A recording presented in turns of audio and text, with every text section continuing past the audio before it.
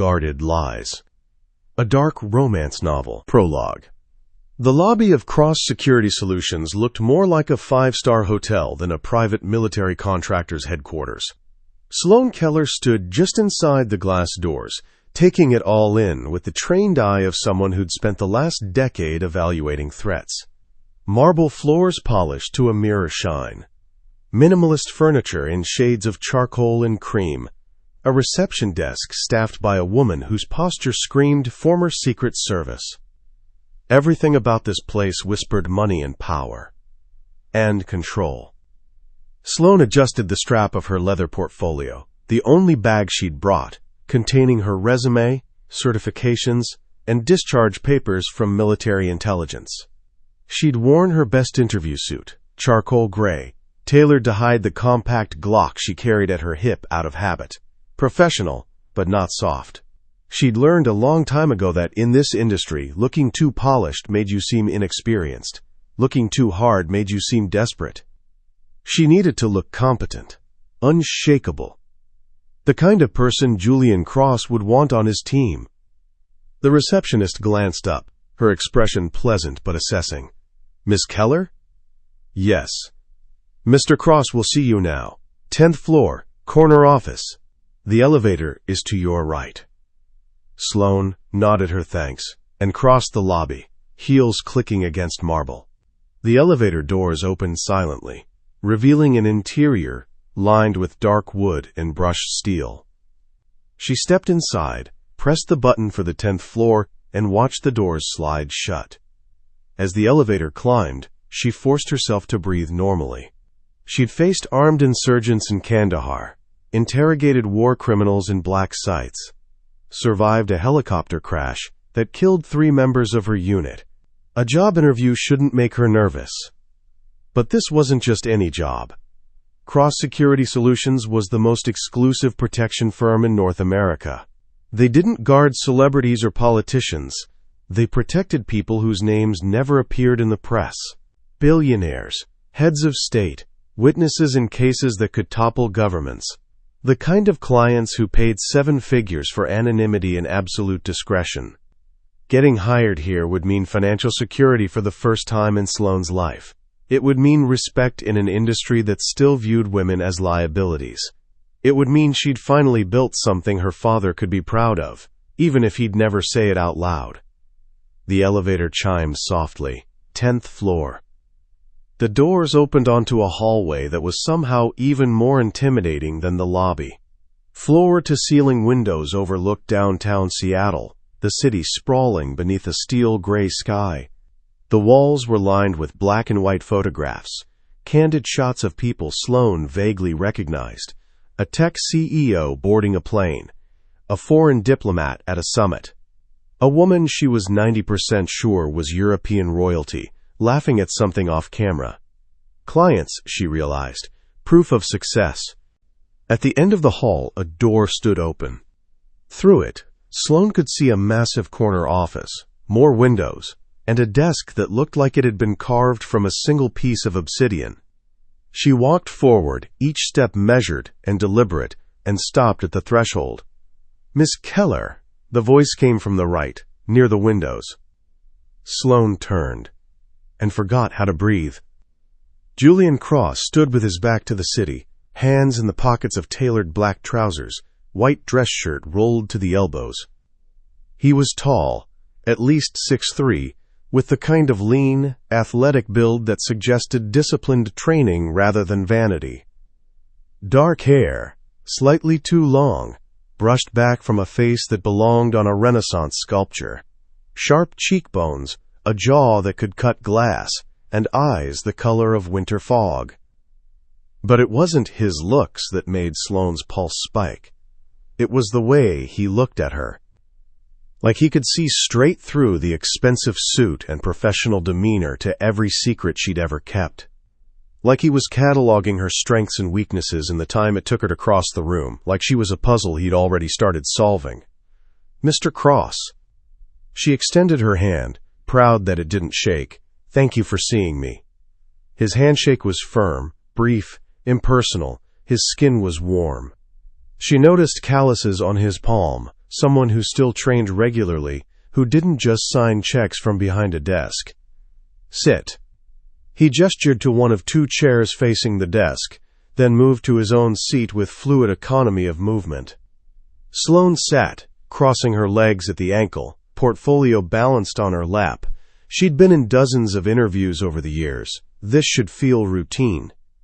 It didn't.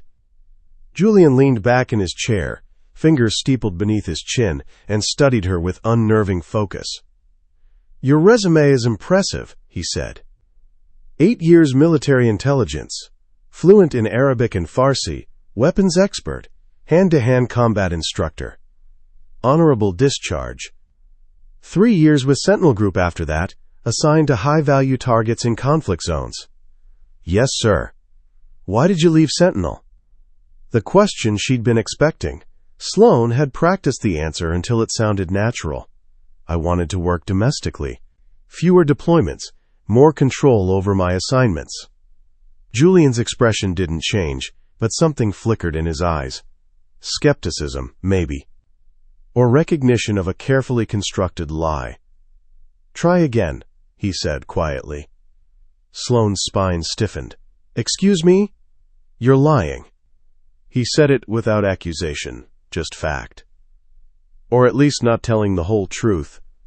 I don't hire people who start our relationship with deception, Miss Keller. So I'll ask once more, why did you leave Sentinel? For a long moment, Sloane considered walking out. She didn't owe this man, this stranger, her truth. She'd given the sanitized version to a dozen other potential employers, and most had accepted it without question. But something about the way Julian Cross watched her, patient and relentless, made her think he'd wait all day for a real answer.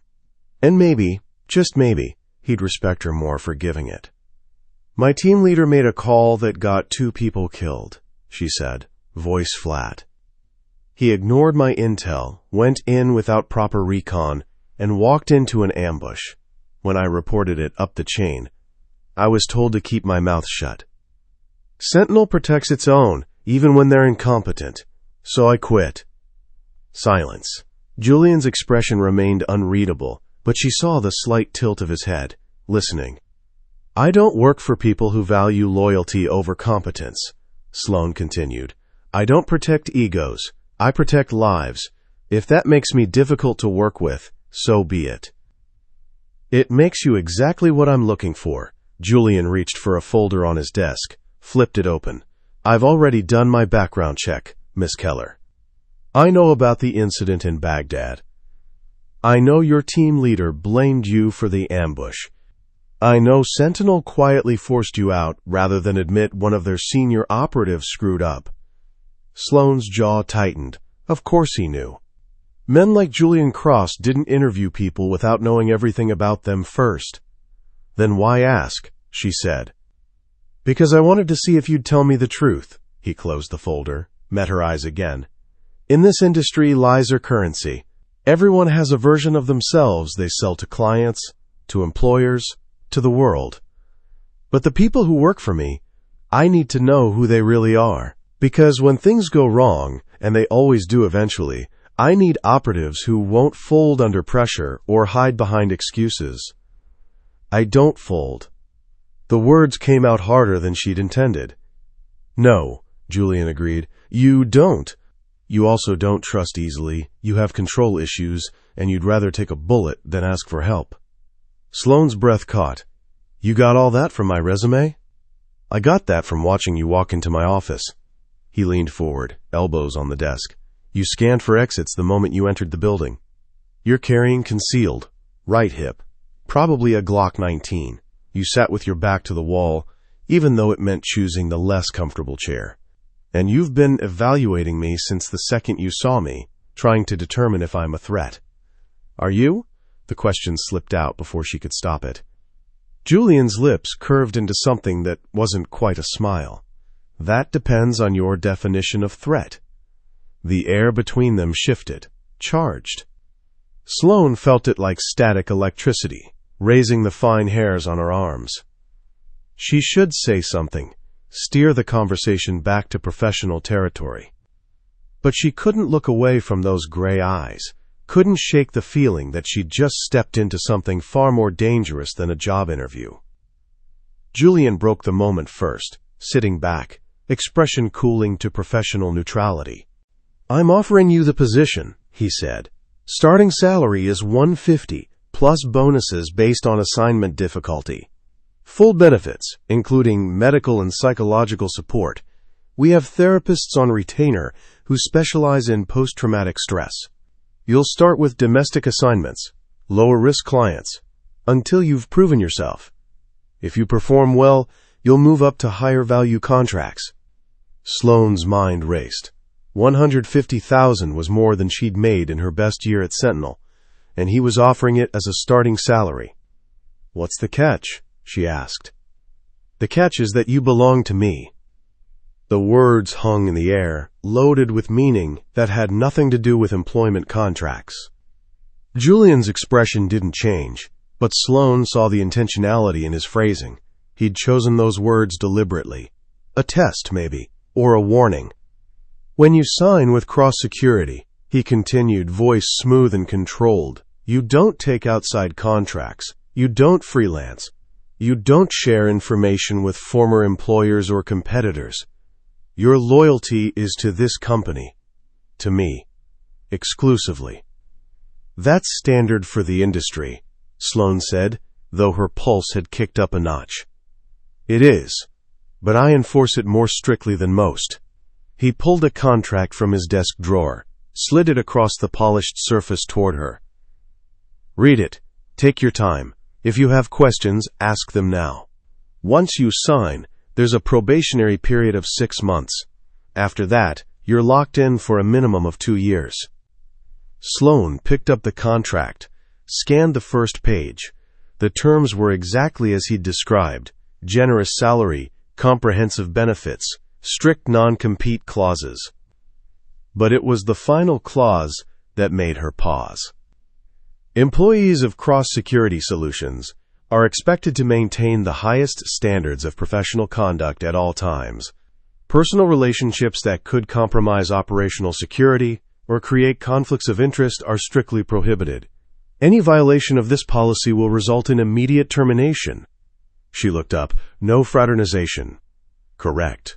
My people don't sleep with clients, don't sleep with each other, and don't get involved in relationships that could be leveraged against them." His eyes held hers. "This job requires absolute focus. Emotional entanglements are liabilities." "Understood." "Are they?" Julian tilted his head slightly. "Because in my experience, people agree to these terms, and then convince themselves they're the exception. That their situation is different. That they can keep their professional and personal lives separate." "I don't have a personal life to separate," Sloane said, "so it won't be a problem." Something flickered across Julian's face. Surprise, maybe, or recognition, like she'd just said something he understood on a visceral level. "Good," he said quietly. "Then we won't have any issues." Sloane pulled a pen from her portfolio, clicked it once, and signed her name at the bottom of the contract. Sloane Keller.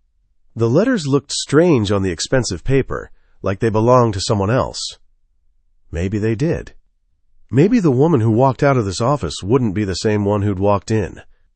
Julian took the contract, added his own signature below hers, then stood and extended his hand. "Welcome to Cross Security, Miss Keller." She stood, shook his hand again. This time, the contact lasted a fraction of a second longer. Long enough for her to feel the warmth of his skin, the controlled strength in his grip. Long enough to make her wonder if the no fraternization rule existed for his protection as much as his employees. "You start Monday," Julian said, releasing her hand and stepping back, putting professional distance between them. "HR will send you onboarding information. You'll be assigned to Rogers for initial training. He's my head of operations. Do what he says, learn the protocols, and don't try to prove yourself by taking unnecessary risks." "I don't take unnecessary risks." "Everyone takes unnecessary risks when they're trying to impress someone." His eyes held hers for a beat too long. "Don't." It wasn't advice, it was a command. Sloane nodded, gathered her portfolio, and turned toward the door. "Miss Keller." She stopped, looked back. Julian stood behind his desk, silhouetted against the windows and the city beyond. The dying light turned him into a study in contrasts, sharp edges and shadows, power barely contained. "I don't hire people I don't trust," he said. "And I don't trust easily. You're here because I believe you're capable of being one of the best. Don't make me regret that belief." "I won't, sir." "Good. And Ms. Keller?" His voice dropped, went softer, almost gentle. "In this office, when it's just us, you can call me Julian." The informality felt like a trap, like an intimacy she hadn't earned and didn't want. But she nodded. "Julian." His name tasted dangerous on her tongue. She left before she could analyze why. Sloane made it to her car before the adrenaline crash hit. She sat in the parking garage, hands gripping the steering wheel, and forced herself to breathe through the tremor in her fingers. It was just an interview, just a job. She'd faced worse than an intense conversation with an attractive man in an expensive suit. Except it hadn't felt like just an interview. It had felt like the beginning of something she couldn't name, something that made her want to run and stay in equal measure. Her phone buzzed. A text from an unknown number. "Unknown. Rogers will contact you Friday with your training schedule. In the meantime, familiarize yourself with our client protocols. The manual is attached. Julian Cross." She opened the attachment, scanned the first few pages. Detailed security procedures, emergency response protocols, client confidentiality agreements. Professional, impersonal. Exactly what she'd expected. So why did her hands still shake? Sloane set the phone down, started the engine, and pulled out of the parking garage. She didn't look back at the building, didn't let herself wonder if Julian was watching from his window. She had a new job, a fresh start, a chance to rebuild her career and prove she was more than the woman Sentinel had tried to bury. That was all this was. It had to be. Because the alternative, that she'd just signed a contract binding her to a man who looked at her like he could see straight through to her soul, was too dangerous to consider. And Sloane Keller didn't do dangerous. Not anymore. Not ever again. Chapter 1. The Assignment. 3 months into working for Cross Security, Sloane had learned 3 things about Julian Cross. 1. He was everywhere and nowhere. He'd appear without warning during training sessions, watch from the shadows during client briefings, then disappear for days on assignment. You never knew when he was watching. 2. He demanded perfection, not excellence, perfection. A threat assessment that was 99% accurate wasn't good enough. A security plan with one weak point was unacceptable. He'd send you back to revise until every variable was accounted for, every contingency planned. 3. He never forgot anything, not a careless comment made during a debriefing, not a split-second hesitation during a training drill, not the way Sloane took her coffee during morning briefings, even though he'd only seen her drink it once. That last one bothered her more than she wanted to admit. Now, sitting in the conference room on the 10th floor, waiting for Julian to arrive for what Rogers had called an urgent assignment briefing, Sloane tried to ignore the nervous energy thrumming through her veins. She'd been perfect for 3 months. She'd aced every evaluation, exceeded every expectation, proven herself on 5 successful assignments protecting mid-level clients. She was ready for something bigger, something that would cement her place at Cross Security. She just wished she knew what it was. The door opened. Julian entered, followed by Rogers and a younger man Sloane didn't recognize. Mid-20s, athletic build, expensive casual wear, designer jeans, a cashmere sweater that probably cost more than her rent. He had the same sharp features as Julian, the same gray eyes, but where Julian was all controlled intensity, this man radiated easy charm.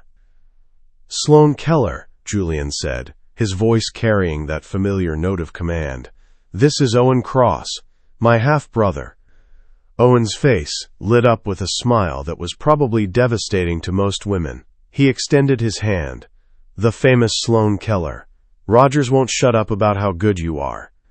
Sloane shook his hand, professional but brief. "Nice to meet you." "Owen requires protection," Julian said, moving to stand at the head of the table. He didn't sit. He never sat during briefings, preferring to loom over the proceedings like a general surveying his troops. "Sloan, you'll be his primary for the duration of the assignment." Pride flared in Sloane's chest. Her first primary assignment. This was what she'd been working toward. "What's the threat assessment?" she asked, pulling out her tablet to take notes. "Stalker," Rogers said, sliding a folder across the table. "Female, 32, name is Vivian Hale. She and Owen dated briefly 6 months ago. He ended things. She didn't take it well." Sloane opened the folder. The first photo showed a beautiful woman with auburn hair and sharp cheekbones, dressed in an evening gown at what looked like a charity gala. She looked perfectly normal. Sophisticated, even. "Define, didn't take it well," Sloane said. Owen shifted in his seat, suddenly less charming. At first it was just texts. A lot of them. Then she started showing up places. My gym, my office building, restaurants where I'd made reservations. I thought she'd get bored eventually, but she escalated. Julian finished, his voice flat. 2 weeks ago, she broke into his apartment, left a note on his pillow that said, "We're meant to be together." Sloane's jaw tightened. She flipped through the rest of the file. Screenshots of increasingly unhinged text messages. Photos Owen had clearly never posed for. Candid shots taken from a distance. Security footage of Vivian following him through a shopping district. "Have you involved the police?" Sloane asked. "Restraining order was filed last week," Rogers said. "She violated it within 48 hours. Showed up at his office with flowers and an apology letter. Security escorted her out, but legally, there's not much more we can do until she commits a more serious crime." "So we wait for her to become violent?" Sloane looked up at Julian. "That's the strategy?" "No." Julian's eyes met hers, and she felt that familiar jolt of electricity. "The strategy is to convince her that Owen has moved on, that he's in a serious relationship with someone else, someone she can't compete with." Understanding dawned, cold and uncomfortable. "You want me to pose as his girlfriend?" "Yes." Sloane set down her tablet carefully, buying herself time to process. She'd done undercover work before, in the military, even a few times at Sentinel, but this felt different, more personal. "For how long?" she asked. "Until Vivian backs off," Julian said. "Could be weeks, could be months. You'll attend events with Owen, be seen in public together, create a social media presence that suggests a committed relationship. The goal is to make her believe he's genuinely moved on. And if she doesn't believe it, then we escalate to more aggressive measures." Julian's voice went colder. "But I'd prefer to resolve this without involving law enforcement more than necessary. Owen's privacy is paramount." Owen leaned forward, expression earnest. "I know it's a lot to ask, and I know it's going to be uncomfortable, but Vivian is getting worse. Last night she left a dead bird on my doorstep with a note that said, 'This is what happens to things that try to escape.'" Sloane's stomach turned. "Okay. So Vivian wasn't just obsessed. She was potentially dangerous." "I'll do it," Sloane said, meeting Julian's eyes. "But I need full access to Owen's schedule, his social media accounts, and a complete threat assessment on Vivian. Background, psychological profile, known associates, everything." "Maria is already compiling it," Julian said. Maria was his personal assistant and occasional investigator, a terrifyingly efficient woman in her 50s who seemed to know everything about everyone. "You'll have it by end of day." "When do we start?" "Tonight." Julian's gaze shifted to Owen. "You have that gallery opening. Art District, 7-page M. Sloane will accompany you as your date." Owen smiled, though it didn't quite reach his eyes. "At least I'll have the prettiest date there." Sloane ignored the compliment. She was already running through logistics in her head. What to wear, how to position herself for optimal threat detection, exit routes from the gallery.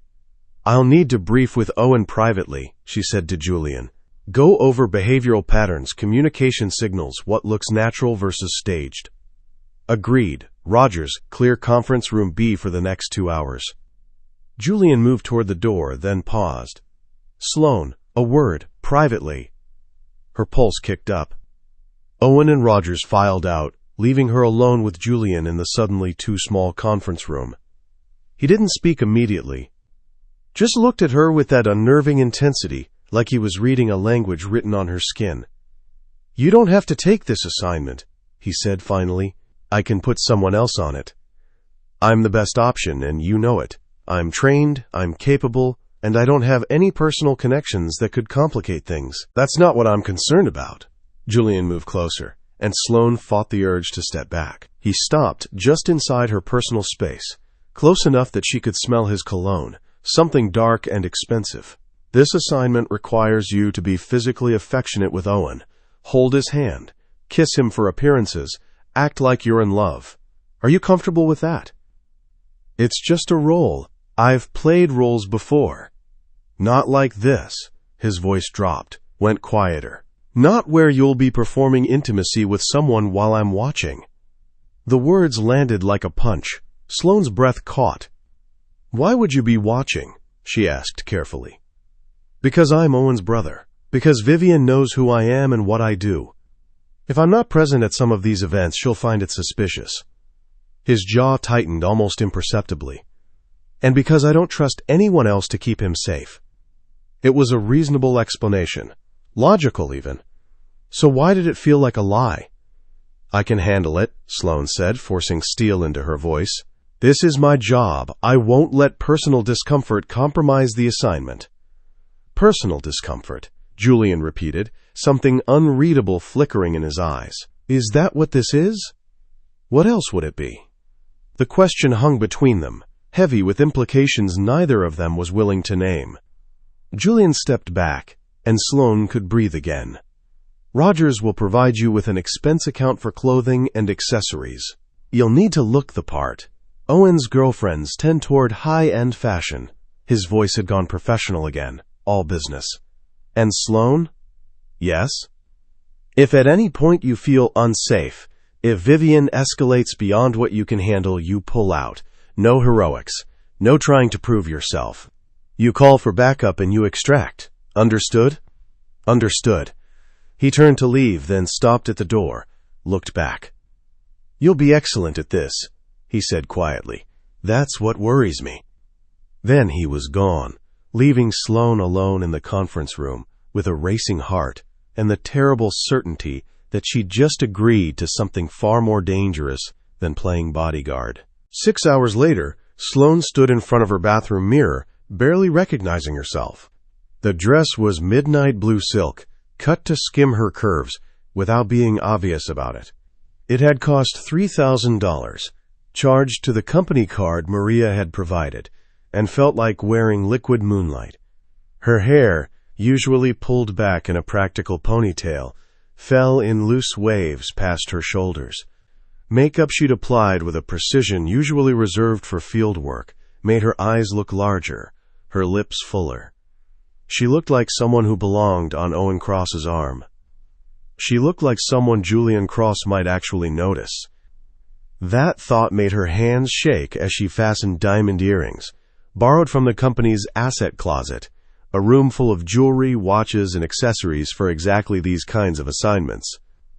Her phone buzzed. "Owen." "Owen, car's downstairs. You ready?" "Sloane, 2 minutes." She took one last look in the mirror. The woman looking back was a stranger, softer, more vulnerable, the kind of woman who could fall in love. Sloane grabbed her clutch, custom-made with a concealed compartment for her compact Glock, and headed downstairs. Owen was waiting beside a sleek black Mercedes, dressed in a perfectly tailored suit. He smiled when he saw her, and she had to admit, he really was handsome. Easy to look at, easy to talk to, the kind of man who made women feel comfortable. Nothing like his brother. "Wow," Owen said, opening the car door for her. "If I weren't already fake dating you, I'd ask you out for real." Smooth, Sloane slid into the car. "But save the charm for the gallery. We need to look believable." "Trust me, that won't be hard." He got in beside her, and the driver pulled away from the curb. You've already met Vivian's baseline for my type. Beautiful, intelligent, capable. Just be yourself, and she'll lose her mind. That's the goal, Sloane said. But her mind was elsewhere, running through the threat assessment Maria had sent. Vivian Hale, born into old money, educated at Yale, works as an art consultant. No criminal record before the stalking began. No history of violence. But the psychological profile suggested someone with narcissistic tendencies and an inability to accept rejection. Dangerous, in other words. Just not in ways that could be easily predicted. So, Owen said, pulling her from her thoughts, should we get our story straight? How we met, how long we've been dating, all that. We met 3 months ago at a charity gala. Julian introduced us. We've been seeing each other quietly because we wanted to keep it private until we were sure it was serious. Sloane had rehearsed the story on the drive over.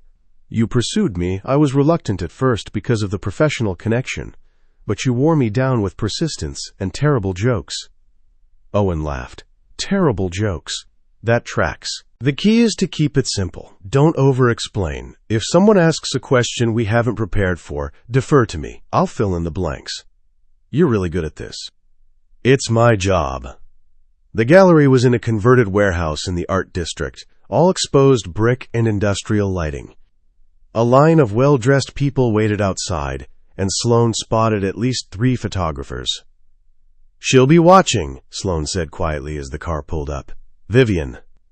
She might not be here in person, but she'll see the photos online within the hour, so from the moment we step out of this car, we're on.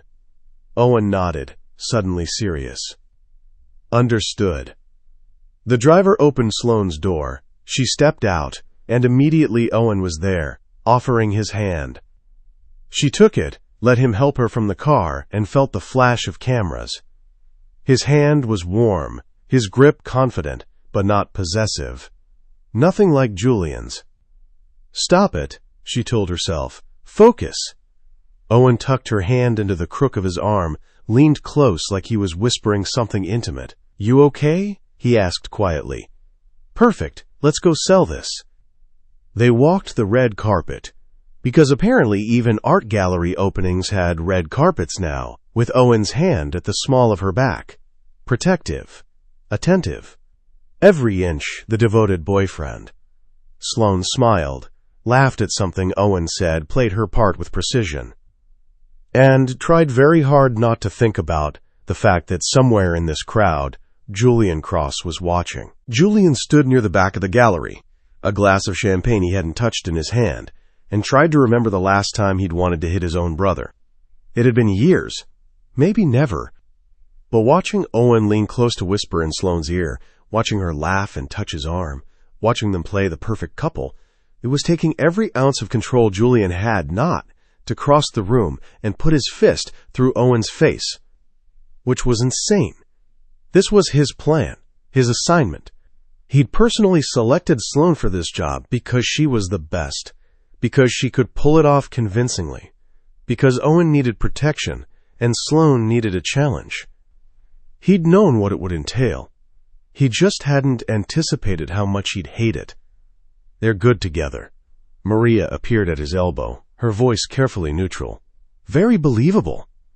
That's the point, Julian said, his voice flat. Is it? Maria looked at him over the rim of her wine glass. Because from where I'm standing, it looks like you're about to commit fratricide. I'm monitoring the assignment. You're glaring at your brother like he kicked your dog. Julian's jaw tightened. I don't have a dog. Metaphorically speaking. Maria followed his gaze across the room. She's doing well, very natural. I almost believe they're in love. The word hit harder than it should have. It's an act, Julian said. Of course it is, but she's a good actress, and Owen's clearly enjoying himself. Maria paused. Have you spotted Vivian yet? No, but she's here. Julian had felt it the moment they'd arrived, that prickling awareness of being watched. She wouldn't miss this. Owen bringing a new girlfriend to a public event? It's exactly the kind of thing that would trigger her. Should I increase security? I've already got 4 people positioned throughout the gallery. If she makes a move, we'll know. Julian took a sip of champagne, grimaced. Too sweet. Tell Rogers to have a car ready for extraction if needed. Done. They stood in silence, watching Sloane and Owen work the room. They were perfect together. He could admit that objectively. Owen's easy charm balanced Sloane's quiet intensity. They looked natural, comfortable, like they belonged together. The thought made Julian's chest tight. You could have assigned someone else to this, Maria said quietly. Sloane was the best option. Was she? Or were you testing yourself? Julian's eyes cut to her. Testing myself? To see if you could watch her with someone else and not feel anything. Maria's expression was sympathetic but knowing. How's that working out for you? I don't know what you're talking about. Of course you don't. She set down her wine glass. Just remember the rules, Julian, the ones you created. No fraternization, no emotional entanglements. No. I remember my own rules, Julian interrupted, voice cold. Do you? Because from where I'm standing, you're about 3 seconds away from breaking all of them. Before Julian could respond, his phone buzzed. A text from one of his security team. Marcus, Vivian Hale spotted. Northeast corner, near the sculptures. She's watching them. Julian's entire body went on alert. He scanned the crowd, found the corner Marcus had indicated. And there she was. Vivian Hale stood partially hidden behind a massive bronze sculpture, her eyes locked on Owen and Sloane with an intensity that made Julian's instincts scream danger. She was even more beautiful in person than in her photos, but there was something wrong about her beauty, too perfect, too controlled, like a porcelain doll that might shatter at any moment, or shatter someone else. As Julian watched, Vivian pulled out her phone, aimed it at Owen and Sloane. Taking photos, documenting, building evidence of her delusion. Julian moved before he consciously decided to, crossing the gallery with purpose. He needed to position himself between Vivian and his targets, needed to make sure she understood that Owen wasn't alone, wasn't vulnerable, that touching him meant going through Julian first. He was halfway across the room when it happened. Owen leaned in and kissed Sloane. It was brief, just a brush of lips, the kind of casual affection couples displayed in public. But it stopped Julian in his tracks like he'd walked into a wall. Sloane's eyes were closed. Her hand came up to rest against Owen's chest. She looked soft, open, beautiful. And Julian felt something dark and possessive twist in his gut. Mine, some primitive part of his brain snarled. She's mine. Except she wasn't. She was his employee, his operative, and right now she was Owen's girlfriend. None of which made the feeling go away. Julian forced himself to keep moving, forced his expression into something neutral and professional. He reached the northeast corner just as Vivian lowered her phone. She looked up, saw him, and smiled. It was the smile of someone who just won a game he hadn't known they were playing. Mr. Cross, she said, her voice cultured and pleasant. What a surprise to see you here. Ms. Hale. Julian positioned himself between her and Owen, blocking her sightline. I wasn't aware you were interested in contemporary sculpture. I'm interested in a lot of things. Her eyes flicked past him, trying to find Owen again. Your brother seems well, and very involved with his new companion. Sloane. Her name is Sloane. Of course. Vivian's smile didn't waver, but something cold flickered in her eyes. She seems nice. I'm sure they'll be very happy together. They will be, which is why I need to make something clear. Julian stepped closer, lowering his voice. Owen has moved on. Whatever you think existed between you two is over. It's time for you to do the same. Or what? Vivian tilted her head, studying him. You'll have me arrested? Your restraining order hasn't stopped me so far. The restraining order is a legal formality. What I'm offering you now is a professional courtesy. Julian held her gaze, let her see exactly how serious he was. Walk away. Find someone else. Build a life that doesn't revolve around a man who doesn't want you. Or continue down this path and discover that I'm significantly less patient than the legal system. For a moment, Real emotion flickered across Vivian's perfect features. Hurt, rage, something unhinged lurking beneath the surface. Then she laughed, light, musical, completely at odds with the threat Julian had just issued. "You're very protective of him," she said. "It's sweet, but you can't watch him forever, Mr. Cross, and when you're not looking." She leaned in, voice dropping to a whisper. "Accidents happen." Then she turned and walked away, disappearing into the crowd before Julian could respond. He pulled out his phone, texted Marcus. "Julian, follow her. I want to know where she goes, who she talks to, what she does, everything." Marcus on it.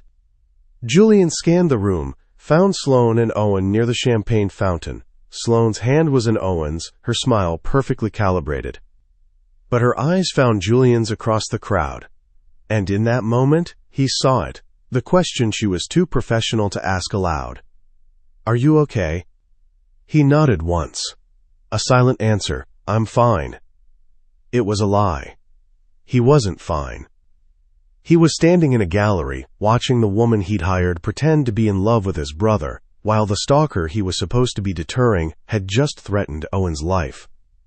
And all he could think about was how much he wanted to cross the room, pull Sloane away from Owen, and tell her that the only person she should be touching was him. Which meant Maria was right. He was about 3 seconds away from breaking all his own rules. And he had no idea how to stop himself. Chapter 2. First Performance. The car ride back to Owen's apartment was quiet.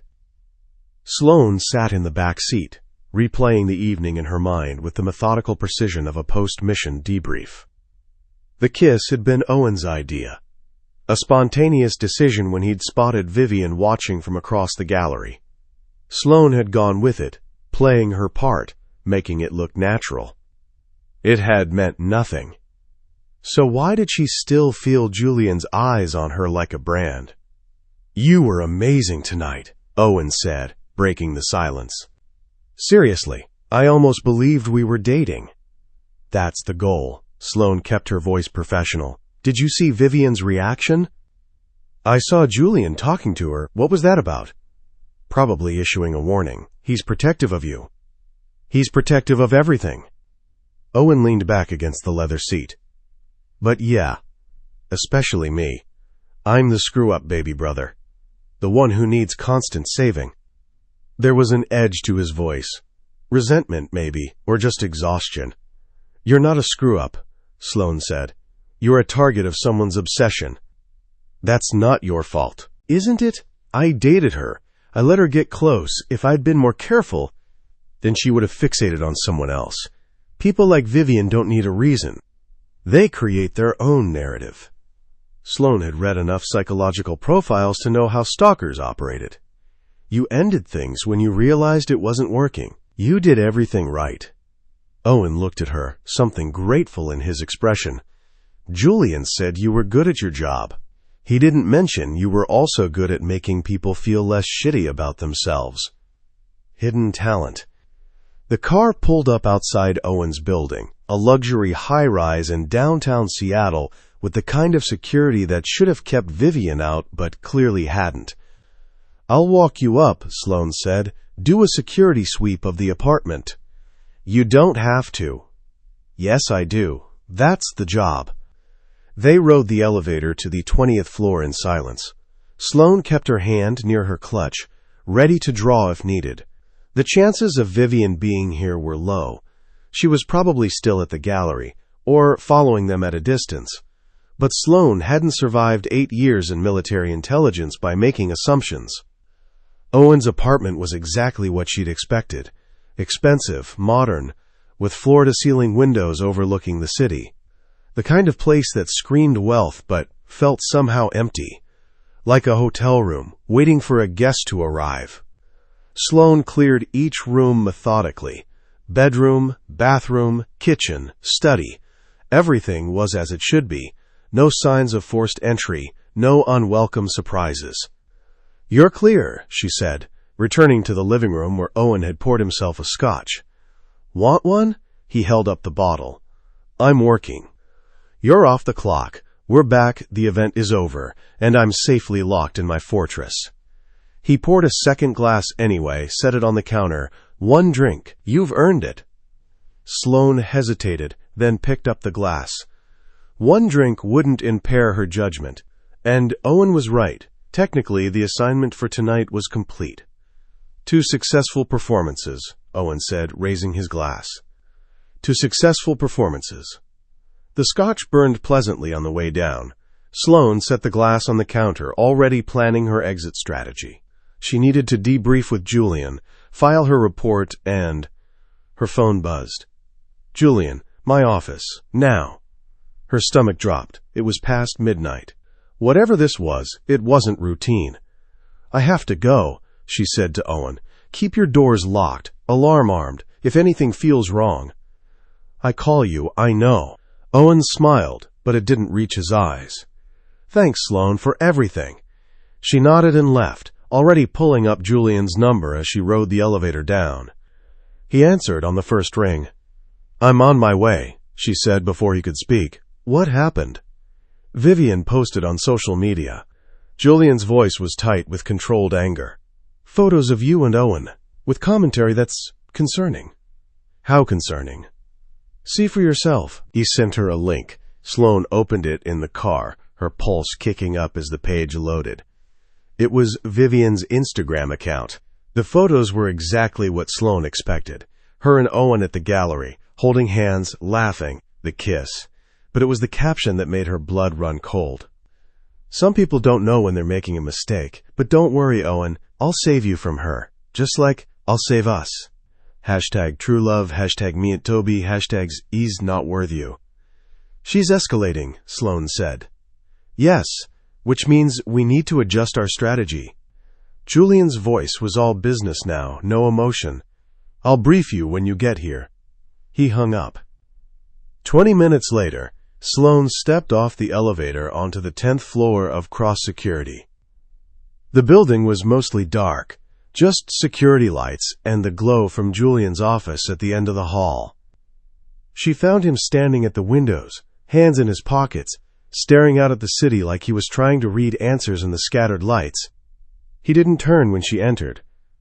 "Close the door," he said. She did, then crossed to stand a few feet away. Close enough to talk, far enough to maintain professional distance. "Vivian's posts have been shared hundreds of times," Julian said, still not looking at her. "She's building a narrative online, painting herself as the wronged lover, you as the interloper. It's textbook obsessive behavior. She's creating a story where she's the victim and you're the villain. Which means she'll justify whatever she does next as self-defense or justice." Sloane had seen this pattern before. She's giving herself permission to escalate. Exactly. Finally, Julian turned to face her. He looked tired, a rare crack in his usual perfect composure. "We need to counter her narrative. Make your relationship with Owen so public, so convincing, that her delusion can't sustain itself." "How public?" "Social media. Photos, couple posts, the works. Maria will create accounts for you under your real name. We want this to look authentic. You and Owen need to be seen together constantly. Restaurants, events, his apartment. Everywhere." Sloane's jaw tightened. "You want me to move in with him?" "Not permanently. But you need to be there enough that Vivian believes you're living together. That this is serious." Julian's eyes held hers, and she saw something dark swimming in those gray depths. "Can you do that?" "It's my job. Of course I can do it." "That's not what I asked." He moved closer, and the temperature in the room seemed to drop 10 degrees. "Can you do that?" "Spend every day with my brother, pretend to be in love with him, play house while I—" He stopped himself, jaw clenching. "While you what?" Sloane asked quietly. "While I watch." The words hung between them, loaded with meaning neither of them could acknowledge. "Why do you need to watch?" Sloane heard herself ask. "You said it yourself. This is about protecting Owen and deterring Vivian. You don't need to be present for that." "Don't I?" Julian's voice went soft, dangerous. Because from where I'm standing, Vivian isn't the only threat to monitor. What's that supposed to mean? It means I don't trust easily, and I don't trust you and Owen alone together without supervision. The accusation stung. You think I'd compromise the assignment? I think you're human, and humans make mistakes when emotions get involved. His eyes searched her face. Owen likes you. I saw it tonight. The way he looked at you, touched you, that wasn't all performance. He's a professional. So am I. Everyone thinks they're professional until they're not. Julian moved closer still, invading her space the way he had during their first meeting. I've seen it happen. Operatives who swear they can keep things separate, who promise it won't affect their judgment. And then one day they're making decisions based on feelings instead of protocol, and people die. I'm not going to fall for your brother, Sloane said, holding his gaze. If that's what you're worried about. No. His voice dropped even lower. That's not what I'm worried about. The air between them crackled with tension. Sloane's heart hammered against her ribs, and she couldn't look away from those gray eyes, couldn't stop noticing how close he was, how his cologne made her want to step closer instead of back. This was dangerous. This was exactly what he'd warned her about on her first day. Then what? She forced herself to ask. What are you worried about, Julian?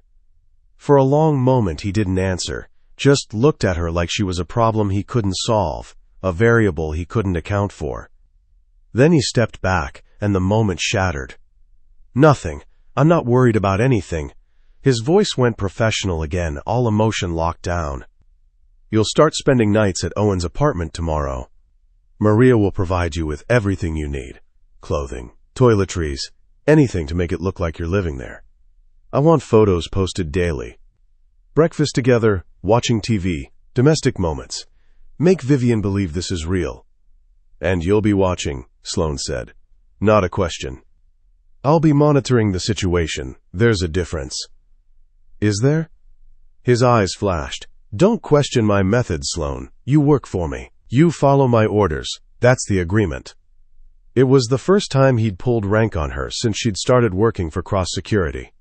The first time he'd reminded her that no matter how capable she was, he owned her time, her skills, her loyalty. It should have made her angry.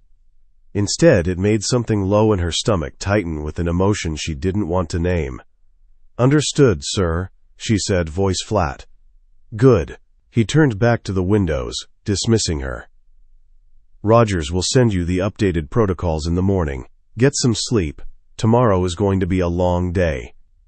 Sloane headed for the door, then paused with her hand on the handle. Julian? What? That kiss tonight, with Owen. It was for the assignment. It didn't mean anything. Silence, long enough that she wondered if he'd heard her. I know, he said finally. That's what worries me. She wanted to ask what he meant, wanted to turn around and demand he explain why he cared, why he was watching her with Owen like it physically hurt him, why his hands had been clenched into fists all night. But she didn't, because some questions were too dangerous to ask. Instead, she left, the door closing softly behind her, and tried to ignore the way her hands shook on the elevator ride down. 3 days later, Sloane had a routine. Wake up in Owen's guest room, the one he'd cleared out for her, insisting she needed her own space, even if they had to pretend otherwise. Breakfast together in the kitchen while she checked security feeds and monitored Vivian's social media. A carefully staged photo of their morning coffee, posted to Sloane's new Instagram account with captions like, "Best way to start the day," and "He makes terrible jokes but excellent eggs." Then Owen would go to his office at the Cross family investment firm, and Sloane would shadow him. Not overtly. She stayed back, blended into the background, just another employee in business casual. But she was always there, always watching. Vivian was watching too. She'd shown up outside Owen's building twice, once pretending to jog past, once sitting in a coffee shop across the street with a clear view of the entrance. She never approached, never violated the restraining order in a way that could get her arrested. But her presence was a constant threat. And through it all, Julian watched. He appeared at unexpected moments, at the restaurant where Sloane and Owen had dinner, at the gym where they worked out, at the investment firm during meetings. always with a legitimate reason, always professional. But Sloane felt his eyes on her like a physical touch. Now, Friday evening, she stood in Owen's apartment getting ready for another event, this time a cocktail party at his friend's penthouse. She'd just finished her makeup when Owen knocked on the guest room door. "Come in." He entered, already dressed in a dark suit, and stopped when he saw her.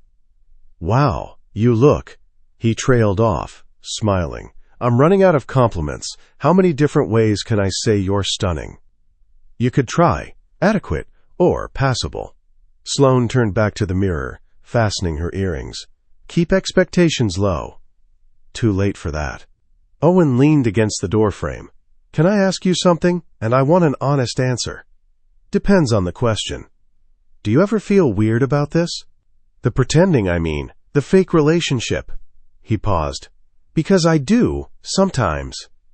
Sloane's hands stilled. "Weird how?" "Like maybe it's not entirely fake anymore." He said it lightly, but she heard the undertone of something serious. "You're easy to be around, Sloane. You make me laugh. And I catch myself forgetting sometimes that this is an assignment. That when it's over, you're going to go back to being my brother's employee, and I'm going to go back to being the guy who needed a bodyguard to deal with his stalker ex." This was exactly what Julian had warned her about. Sloane turned to face Owen fully. "I like you. You're funny and kind and genuinely good.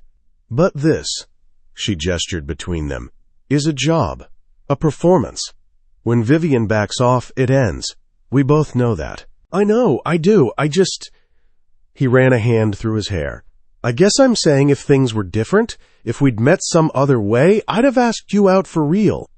"And I probably would have said no," Sloane said gently. "Not because there's anything wrong with you, but because I don't date. I don't do relationships. This job is my life. That's not going to change." "Because of Julian's rules? The no fraternization policy?" "Because of my rules." She grabbed her clutch from the dresser. "I watched my mother lose herself in relationship after relationship, always choosing men over stability, over herself. I swore I'd never be that person. So I built a life around control, around self-sufficiency. Romance doesn't fit into that. Everyone says that until they meet the right person. Maybe, but you're not that person, Owen, and I think you know that." He was quiet for a moment, then nodded. "You're right. I do know that. I think I just needed to hear you say it." He straightened, smiled. "Come on. Let's go perform being in love for the masses." They took the elevator down to the parking garage, where Owen's Mercedes was waiting. As Sloane slid into the passenger seat, her phone buzzed.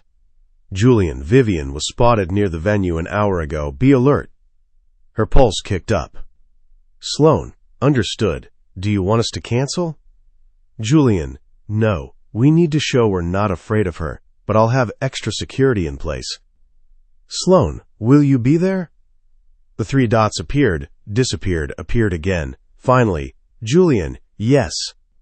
Sloane stared at the screen longer than necessary, then tucked her phone away. "Everything okay?" Owen asked. "Vivian might show up tonight." "Julian's increasing security." "Of course he is. Probably planning to personally stand guard all evening." Owen pulled out of the garage. "You know he's been following us, right? I've spotted him at least 5 times this week. Always keeping his distance. Always watching. He's monitoring the situation." "He's jealous." Owen glanced at her. "You must see it. The way he looks at you. The way he looks at me when I'm with you." "You're imagining things." "Am I? Because I've known my brother my entire life, and I've never seen him look at anyone the way he looks at you." Owen navigated through traffic with practiced ease.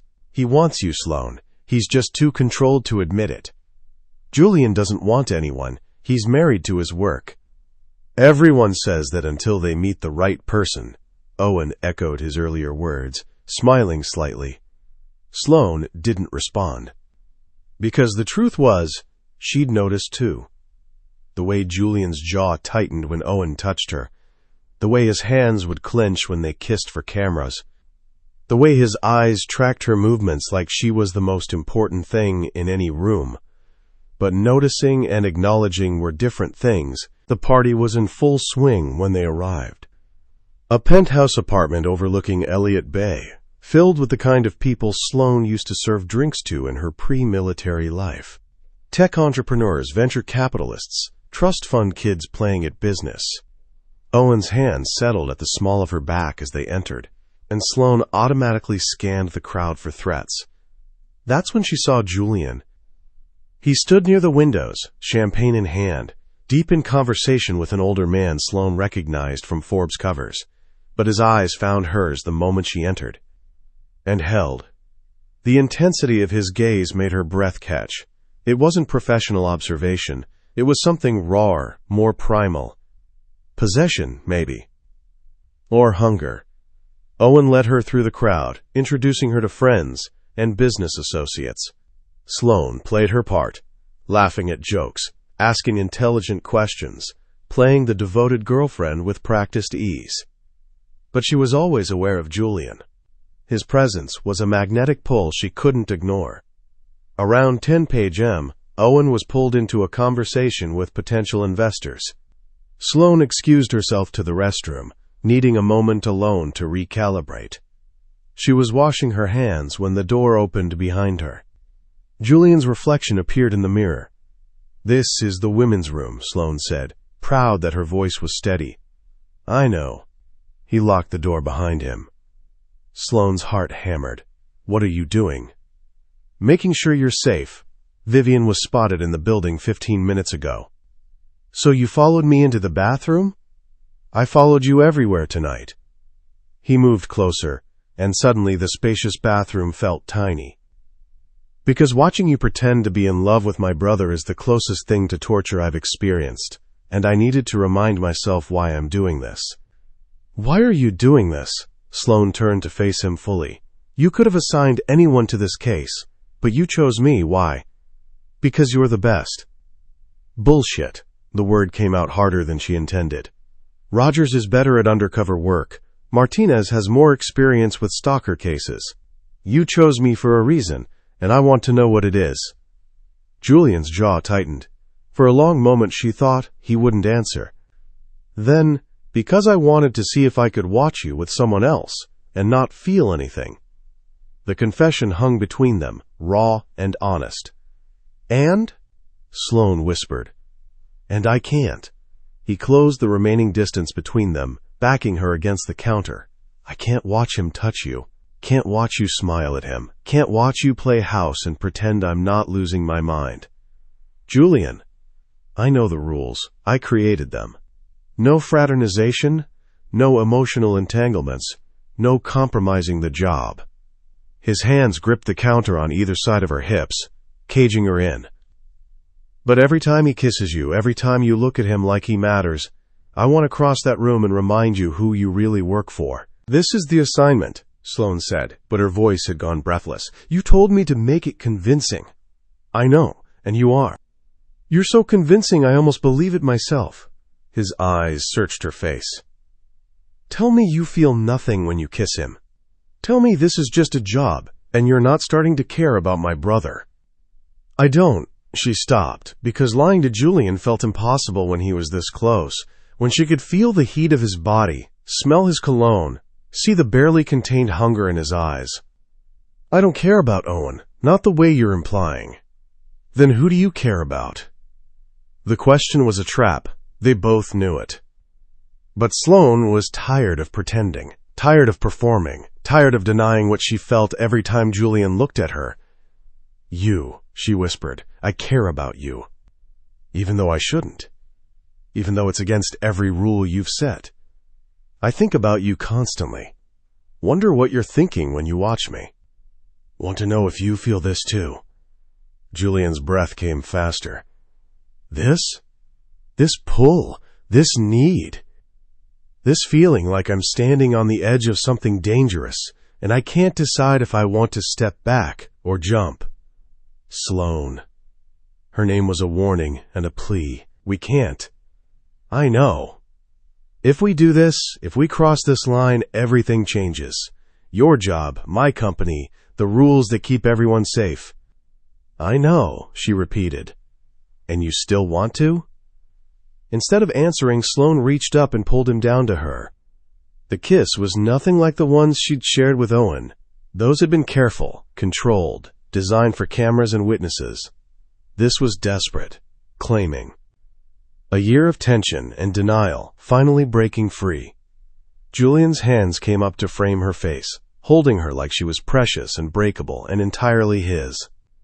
His mouth moved against hers with a hunger that stole her breath, and Sloane heard herself make a sound she'd never made before, something between a gasp and a moan. "We shouldn't," Julian broke away long enough to say, then claimed her mouth again. "I know," Sloane managed between kisses. "We shouldn't." But neither of them stopped. His hands slid into her hair, ruining the careful styling. Her fingers clutched at his suit jacket, pulling him closer. They kissed like they were drowning, like the other person was air, like nothing else existed beyond this moment. Someone tried the bathroom door, knocked. Reality crashed back. Julian pulled away, breathing hard, his eyes wild. "Fuck!" Sloane's lips felt swollen, her carefully applied lipstick definitely ruined. "Yeah. This can't happen again." "I know.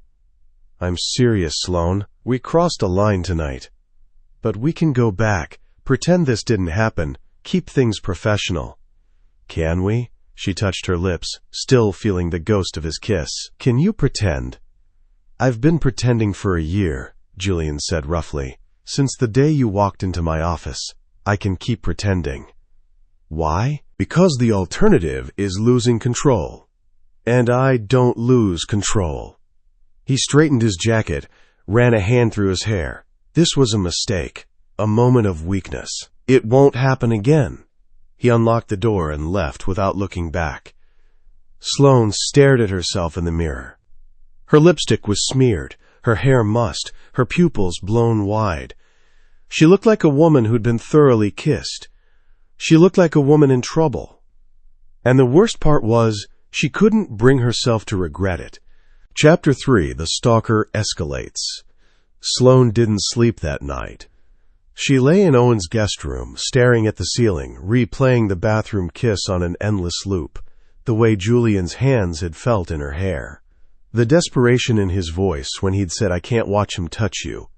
The controlled violence in the way he'd kissed her, like he was holding himself back from something even more intense. This was a disaster. She'd violated every professional boundary she'd ever set for herself. She'd kissed her boss, the man who controlled her career, her livelihood, her future at Cross Security. Worse, she'd wanted to keep kissing him. Would have let him do far more than kiss her if they hadn't been interrupted. Her phone buzzed on the nightstand. 3:47 a.m. "Julian, we need to talk. My office. 8 a.m. No pleasantries, no acknowledgement of what had happened, just a command." Sloane typed and deleted 3 different responses before settling on, "Understood." She gave up on sleep around 5, showered, and was dressed by 6. Owen was still asleep. She could hear his soft snoring from down the hall. For a moment, she considered leaving him a note, but what would she say? "Gone to have a deeply inappropriate conversation with your brother about how we kissed and I can't stop thinking about it. Back later."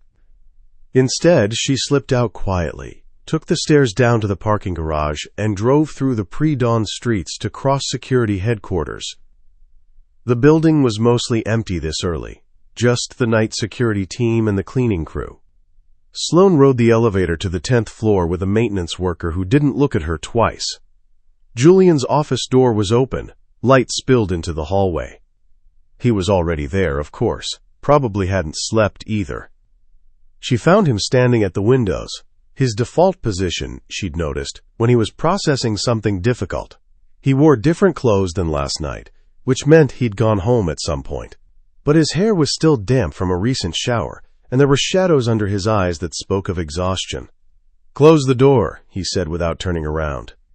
Sloane did, then stood just inside the office, waiting. "Last night was unacceptable," Julian said, his voice flat and controlled. "I violated my own policies. Compromised your position, put the entire assignment at risk. It takes two people to kiss, Sloane said. I'm equally responsible. No, you're not. Finally, he turned to face her. I'm your employer.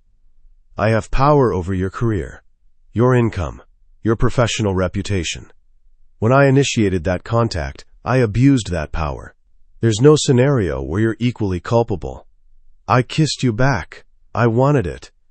Doesn't matter. The power dynamic makes consent complicated. He moved to his desk, pulled out a folder, which is why I'm removing you from the Owen assignment. Sloane's stomach dropped. What? Effective immediately. You're reassigned. Martinez will take over as Owen's primary. You'll return to standard rotation, corporate clients, low-risk assignments. He slid the folder across the desk. It's the cleanest solution, removes temptation, eliminates the conflict of interest. You're punishing me for something we both did. I'm protecting you from a situation that could destroy your career. Julian's voice remained steady, but she saw his hands clench. If this continues, if we continue, it ends badly. For both of us, but especially for you. People will assume you slept your way into assignments. That you're only successful because you're fucking the boss. The crude language made her flinch. I don't care what people think. You should. Reputation is everything in this industry. One rumor, one photograph, one moment of indiscretion, and you're done. No one will hire you. No one will trust you. He met her eyes. I won't do that to you, Sloane. I won't be the reason your career ends before it really begins. So you're making the decision for me, without asking what I want. Because what you want is irrelevant when it comes to protecting you from my own weaknesses. His jaw tightened. This is final. Martinez takes over today. You'll brief him on everything you've learned about Vivian, provide all documentation, and then you're done. Rage flooded through Sloane, hot and bright and clarifying. No. Julian's eyebrows rose. Excuse me? I said no. I'm not leaving this assignment. She moved closer to the desk, planted her hands on the surface. You hired me because I'm the best. Because I can handle complicated situations. Because I don't break under pressure. That hasn't changed. What's changed is that we kissed. That I can't be in the same room with you without wanting to do it again.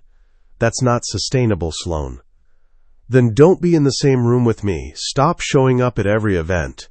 Stop monitoring my every move. Give me the space to do my job without you watching like... She stopped herself. Like what? His voice went soft. Dangerous. Like you're jealous. Like you can't stand watching Owen and me together.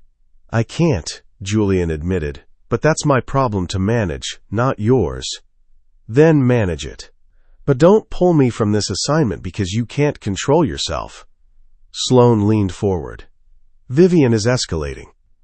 I've studied her patterns, her social media activity, her psychological profile.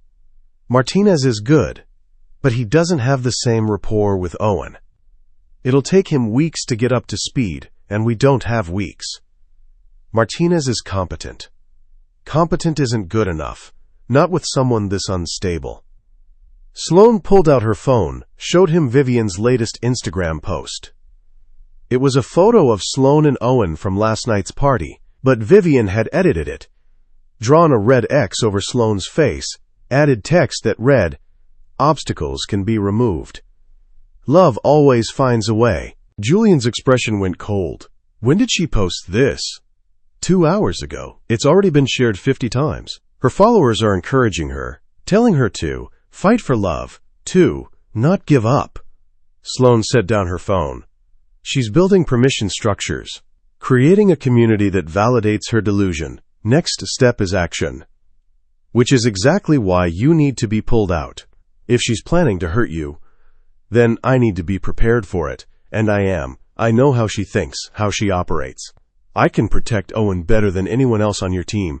Sloane held his gaze. Unless you're willing to admit the real reason you want me gone, that this has nothing to do with professional concerns and everything to do with the fact that you can't control what you feel. Silence. Julian stared at her like she'd just detonated a bomb in his carefully ordered world. You want me to admit I'm compromised? He said finally. Fine, I'm compromised. Watching you with Owen makes me want to commit fratricide. Seeing you in his apartment, playing house, pretending to be his. It's destroying me. Is that what you wanted to hear? What I want is honesty. From you, from myself, from this entire fucked up situation. Sloane moved around the desk, eliminating the barrier between them. So here's my honesty. I'm attracted to you. Have been since my interview. Every time you give me an order, every time you look at me like I'm the only person in the room, I feel it. But I'm also a professional. I can separate my personal feelings from my job, can you? Julian's eyes darkened. You're playing with fire, Sloane. Maybe, but I'm not running from it. She stepped closer, close enough to feel the heat radiating off his body. Last night, you said you've been pretending for a year. Pretending you don't want me. How's that working out? Terribly, he admitted, voice rough. It's working terribly. Then stop pretending, acknowledge what this is, and then decide, can we be adults about this? Can we want each other and still maintain professional boundaries? Or are you so lacking in self-control that one kiss means I have to be removed from an assignment I'm perfectly capable of handling? It was a challenge, a dare. Sloane knew it might backfire. Julian didn't respond well to having his control questioned. But she was done being managed, done being protected from decisions she was capable of making herself. Julian's hand came up, almost involuntarily, and touched her cheek. The gesture was gentle, at odds with the intensity in his eyes. You don't know what you're asking for, he said quietly. Then tell me, what am I asking for? Permission to want you while watching you pretend to belong to someone else. Permission to lose my mind slowly, day by day, while maintaining the fiction that I'm in control.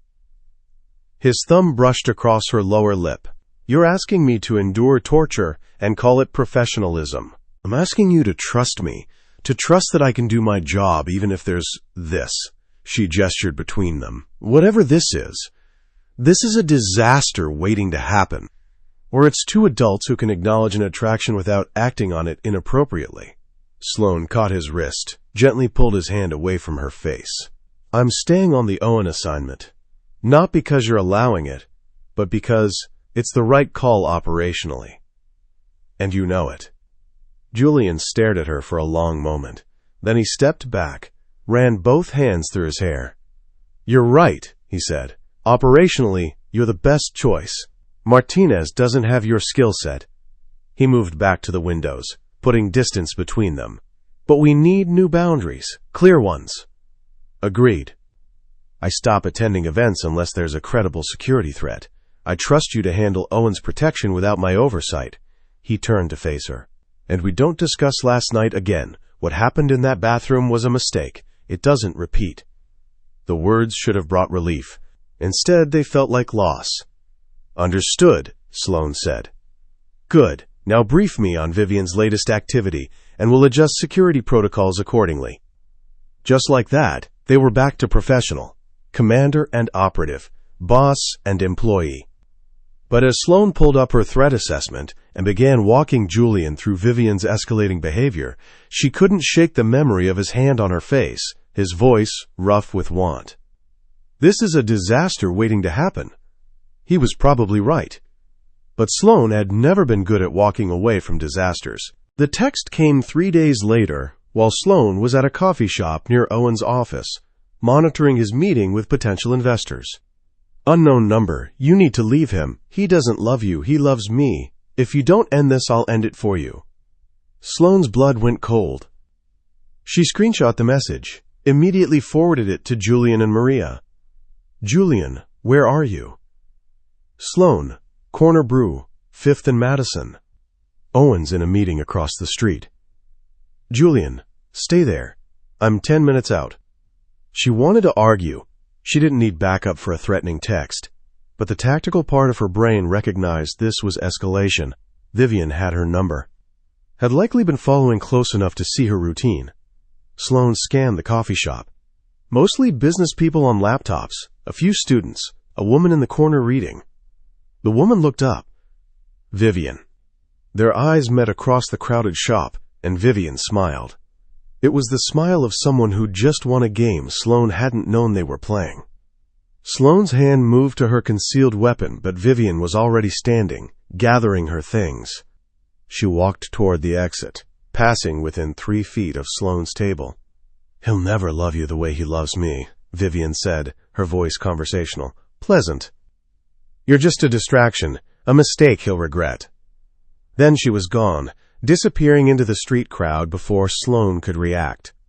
Sloane's phone rang. Julian. "Vivian was just here," Sloane said immediately. "She sent the text from inside the coffee shop. She's been watching me." "I know. I have her on surveillance." Julian's voice was tight. "Marcus is following her now. Are you hurt?" "I'm fine. She just talked to me. Warned me to leave Owen." "What exactly did she say?" Sloane repeated the conversation verbatim. On the other end of the line, she heard Julian's sharp intake of breath. "That's a direct threat. We can get her arrested." "For what? Talking to me in a public place?" "She didn't explicitly threaten violence." "I'll end it for you" is pretty explicit. Her lawyer will argue she meant end the relationship, not end me. Without a credible, specific threat, the police won't do anything. Sloane watched the street, making sure Vivian hadn't doubled back. But it means she's getting bolder. Coming this close, making direct contact. She's not afraid anymore. Which makes her more dangerous. She heard car sounds on Julian's end. "I'm almost there. Don't move. I need to stay with Owen. Owen has the building security team. You're the exposed one right now. Vivian knows where you are, and she's escalating." His voice went harder. "Don't argue with me on this, Sloane. Stay where you are until I arrive." The line went dead. 5 minutes later, Julian's black SUV pulled up outside the coffee shop. He entered, scanned the room with professional efficiency, then his eyes found hers. The relief on his face was quickly masked, but she'd seen it. He'd been worried.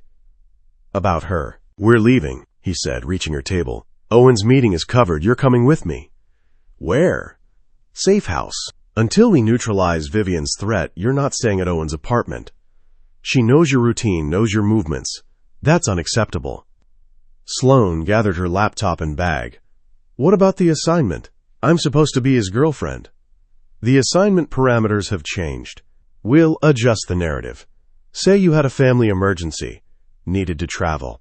Vivian, seeing you disappear, might actually reinforce the idea that her pressure is working." He placed his hand at the small of her back, guiding her toward the exit. "But right now, your safety is the priority." They walked to his SUV in silence. Once inside, with Marcus driving and Julian in the back seat beside her, some of the tension eased. "She's watching us," Sloane said, looking out the tinted windows. "Probably right now." "Let her watch. She needs to understand that threatening you means dealing with me." Julian pulled out his phone, typed something rapidly. "I'm putting out word through certain channels. Vivian Hale is now persona non grata in every social circle she frequents. Her family's business connections will start experiencing difficulties. Her credit cards will mysteriously stop working. You're going after her entire life." She threatened mine. His eyes met hers, and the possessiveness in them made her breath catch. "She thinks you're just Owen's girlfriend. She doesn't understand what you actually are." "What am I?" Sloane asked quietly. Julian's jaw worked. For a moment she thought he wouldn't answer. Then, "Mine. You're mine, Sloane. Even if we can't act on it, even if it's professionally inappropriate and tactically stupid, you're mine, and I protect what's mine." The declaration hung in the air between them. Marcus coughed from the front seat. "Boss, we're approaching the safe house. Want me to do a perimeter check first?" "Yes. And Marcus?" Julian's voice went cold. "You didn't hear any of that." "Hear what, boss?" They pulled up to a brownstone in a quiet residential neighborhood. Marcus disappeared to check the property, while Julian and Sloane sat in charged silence. "You can't say things like that," Sloane finally said.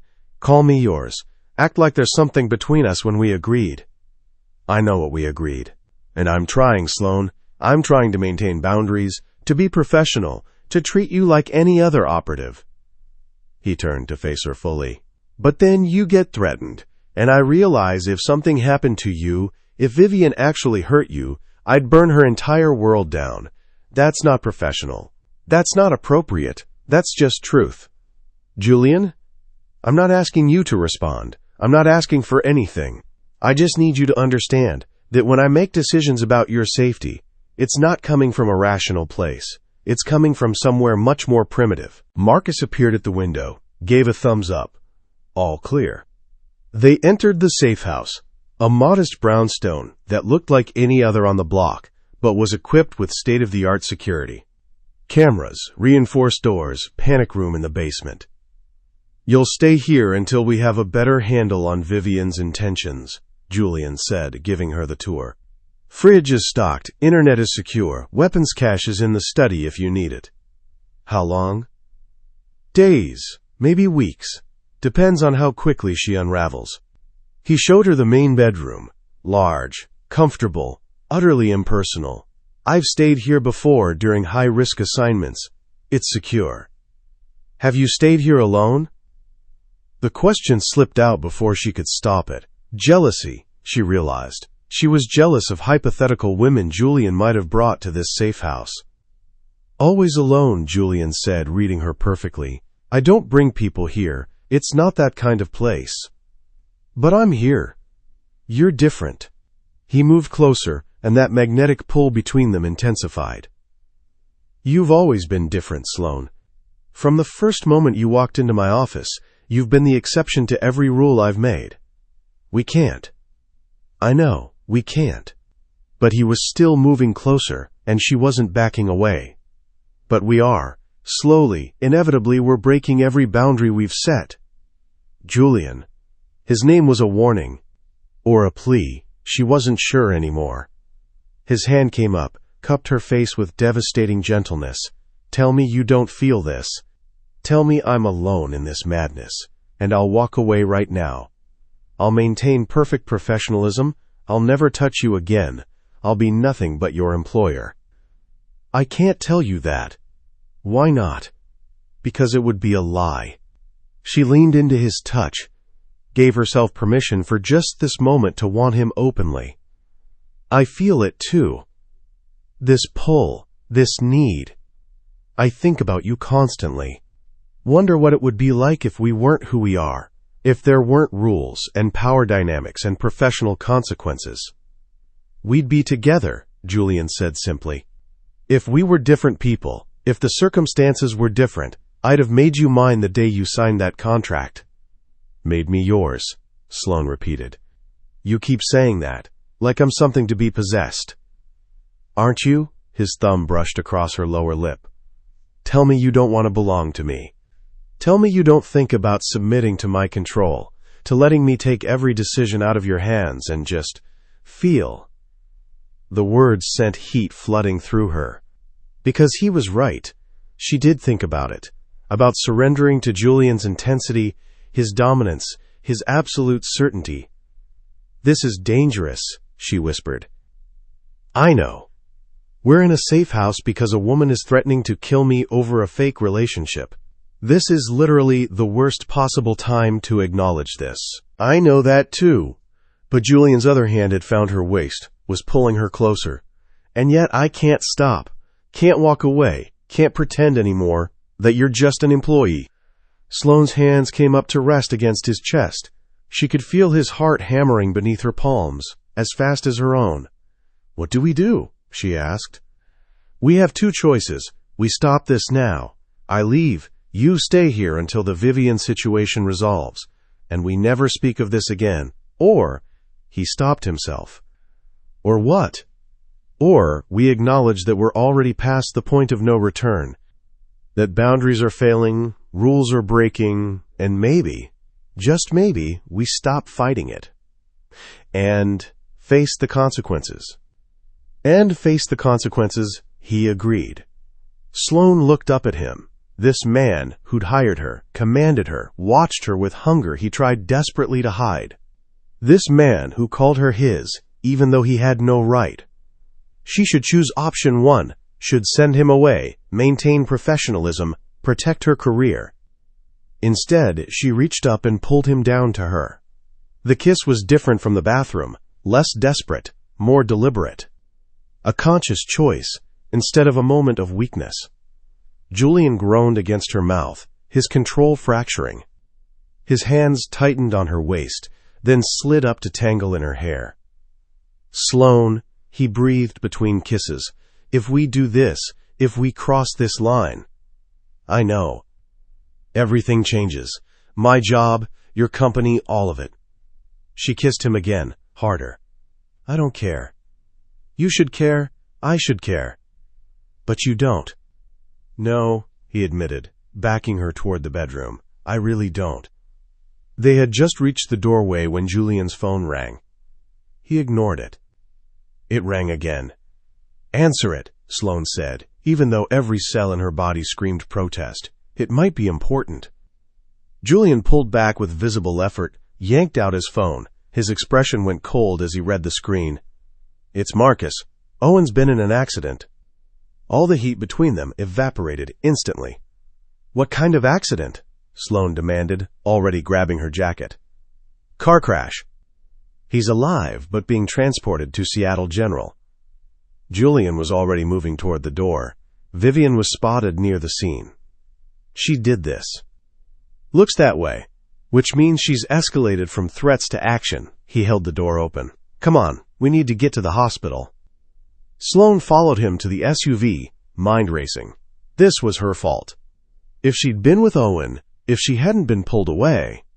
"Stop," Julian said, reading her perfectly as Marcus peeled away from the curb. "This isn't on you. Vivian's actions are her own. But if I'd been there, then you might be in the hospital too, or worse." His hand found hers, squeezed. "We'll get to Owen. We'll make sure he's safe. And then we'll end this. Permanently." The word permanently sent a chill through Sloane. Because when Julian Cross said he'd end something permanently, he meant it. And she realized, with crystal clarity, that she'd just become complicit in whatever he was about to do. Chapter 4, Jealousy Unleashed. Owen was in surgery when they arrived at Seattle General. Sloane paced the private waiting room Julian had secured. Another reminder of the kind of power he wielded, the kind of access money and influence could buy. Maria was already there, laptop open, coordinating with the police and reviewing security footage. "Preliminary reports show brake failure," Maria said without looking up. "Owen's car was tampered with. The mechanic who did his routine maintenance last week has been questioned. He admitted someone paid him $5,000 to compromise the brake line." "Did he identify who?" Julian stood at the window, his back to the room, hands clenched behind him. A woman matching Vivian's description, but she wore a wig and sunglasses. Paid in cash, no usable footage. Maria closed her laptop. "She's smart, covering her tracks." "Not smart enough." Julian turned, and Sloane saw something dangerous in his eyes. Something that reminded her he wasn't just a security consultant. He was someone who'd built an empire in the shadows, who understood violence in ways most people never would. Where is she now? Unknown. She hasn't been home, hasn't used her credit cards, hasn't contacted anyone in her known circle. Maria pulled up a map on her tablet. "She's gone to ground. Probably anticipated we'd come for her after this. Then we draw her out." "How?" Sloane asked. Julian's eyes found hers. "By giving her exactly what she wants. You, gone. Owen, vulnerable. The belief that her plan worked." Understanding dawned, cold and tactical. "You want to use Owen as bait. Once he's recovered, yes, we leak information that you've left him, that the relationship is over, that he's devastated. Vivian will see it as an opening. She'll make contact, try to comfort him." Julian moved closer to Sloane. "And when she does, we'll be ready." "She tried to kill him," Sloane said. "What makes you think she won't try again?" "Because next time, he'll be protected. By me, personally." Julian's jaw tightened. "I should have been protecting him from the start. Should have known she'd escalate this far." "You can't predict everything." "I can predict obsession. I've seen it before." Something flickered across his face. Old pain, quickly masked. I know what people do when they love something they can't have.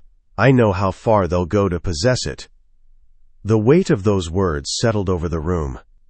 Before Sloane could respond, the door opened. A surgeon in scrubs entered, pulling off her mask. "Mr. Cross, your brother is out of surgery. He's stable." Relief flooded through Sloane so powerfully her knees went weak. Julian's hand appeared at her elbow, steadying her. "What were his injuries?" Julian asked.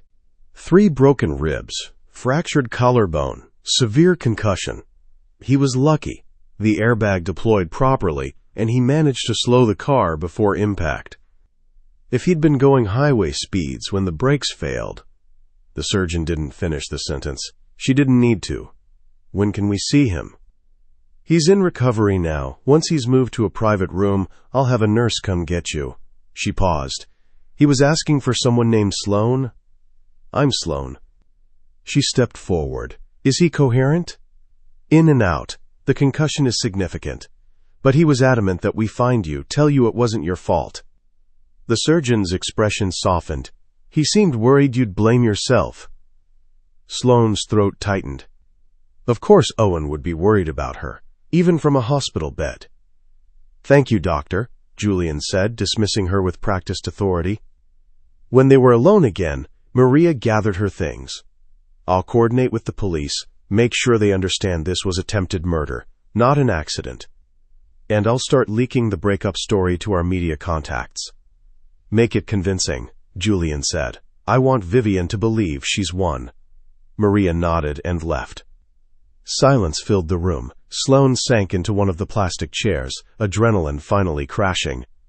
"He could have died," she said quietly. "But he didn't. Because of luck, because the airbag worked, because he had the presence of mind to slow down." She looked up at Julian. "This is on me. I'm the one who convinced you to keep me on the assignment. If you just what? Let me pull you." Martinez would be in the same position, and Owen might be dead because someone less skilled was protecting him. Julian crouched in front of her chair, forcing her to meet his eyes. "This is on Vivian. Only Vivian. She's the one who chose violence. She's the one who tried to kill my brother because she couldn't have him. And now we're going to use him as bait. Now we're going to end this, permanently." His hands covered hers, warm and steady. "I won't let her hurt him again, or you, I promise." "You can't promise that. You don't control everything, Julian, even though you want to. Maybe not everything. But I control this." His voice went hard. "Vivian Hale made a mistake when she went after my family. Now she's going to learn what that costs." A nurse appeared in the doorway. "Mr. Cross, your brother is awake. Room 412. Julian stood, offered Sloane his hand. She took it, let him pull her to her feet, and together they walked down the sterile hospital corridor. Owen looked terrible. His face was bruised, one eye swollen shut, a bandage wrapped around his head, but he managed a weak smile when he saw them. "Hey," he croaked. "Bet I look worse than you feel." "You look like hell," Sloane said, moving to his bedside. "How are you feeling?" "Like I got hit by a truck."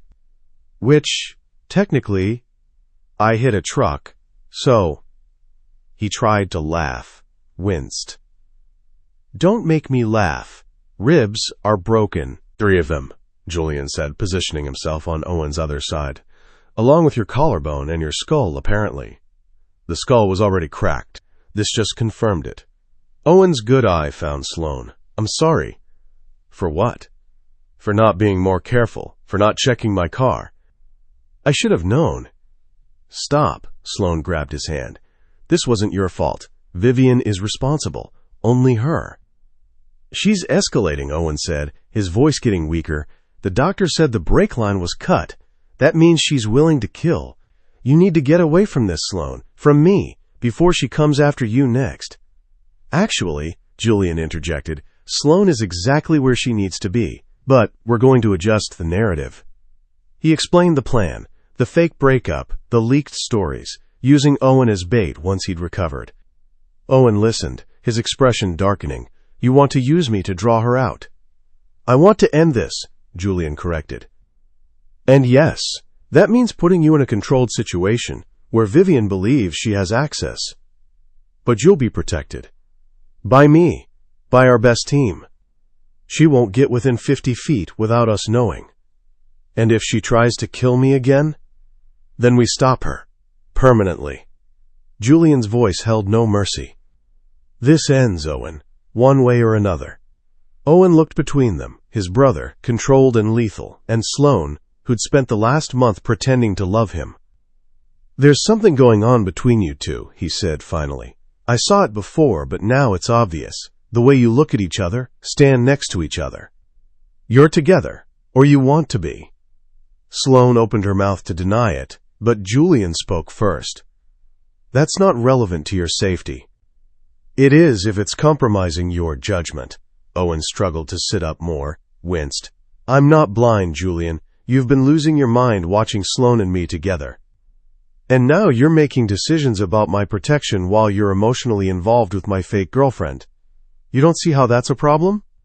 My feelings don't compromise my ability to keep you safe, don't they? Because from where I'm lying, in a hospital bed, because someone tried to kill me, it seems like maybe you should have seen this coming. Should have anticipated Vivian would escalate. Owen's voice was getting stronger. Fueled by anger or pain meds, Sloane couldn't tell, but you were too busy watching Sloane to watch the actual threat. The accusation landed like a physical blow. Sloane saw Julian flinch, saw guilt flash across his face before he locked it down. Owen, she started. No, let him answer. Owen's good eye fixed on Julian. Am I wrong? Did you miss something because you were distracted? For a long moment, Julian didn't respond. When he finally spoke, his voice was quiet, controlled. Yes, I was distracted. I let my personal feelings interfere with my professional judgment. And you're right, that's unacceptable. He moved toward the door, which is why I'm removing myself from your direct protection. Rogers will take over. I'll coordinate from a distance, but I won't be in the field. Julian, wait. Sloane started toward him. No, Owen's right. I'm compromised. And when you're compromised, people die. He paused at the door, looked back at his brother. I'm sorry for failing you. It won't happen again. Then he was gone.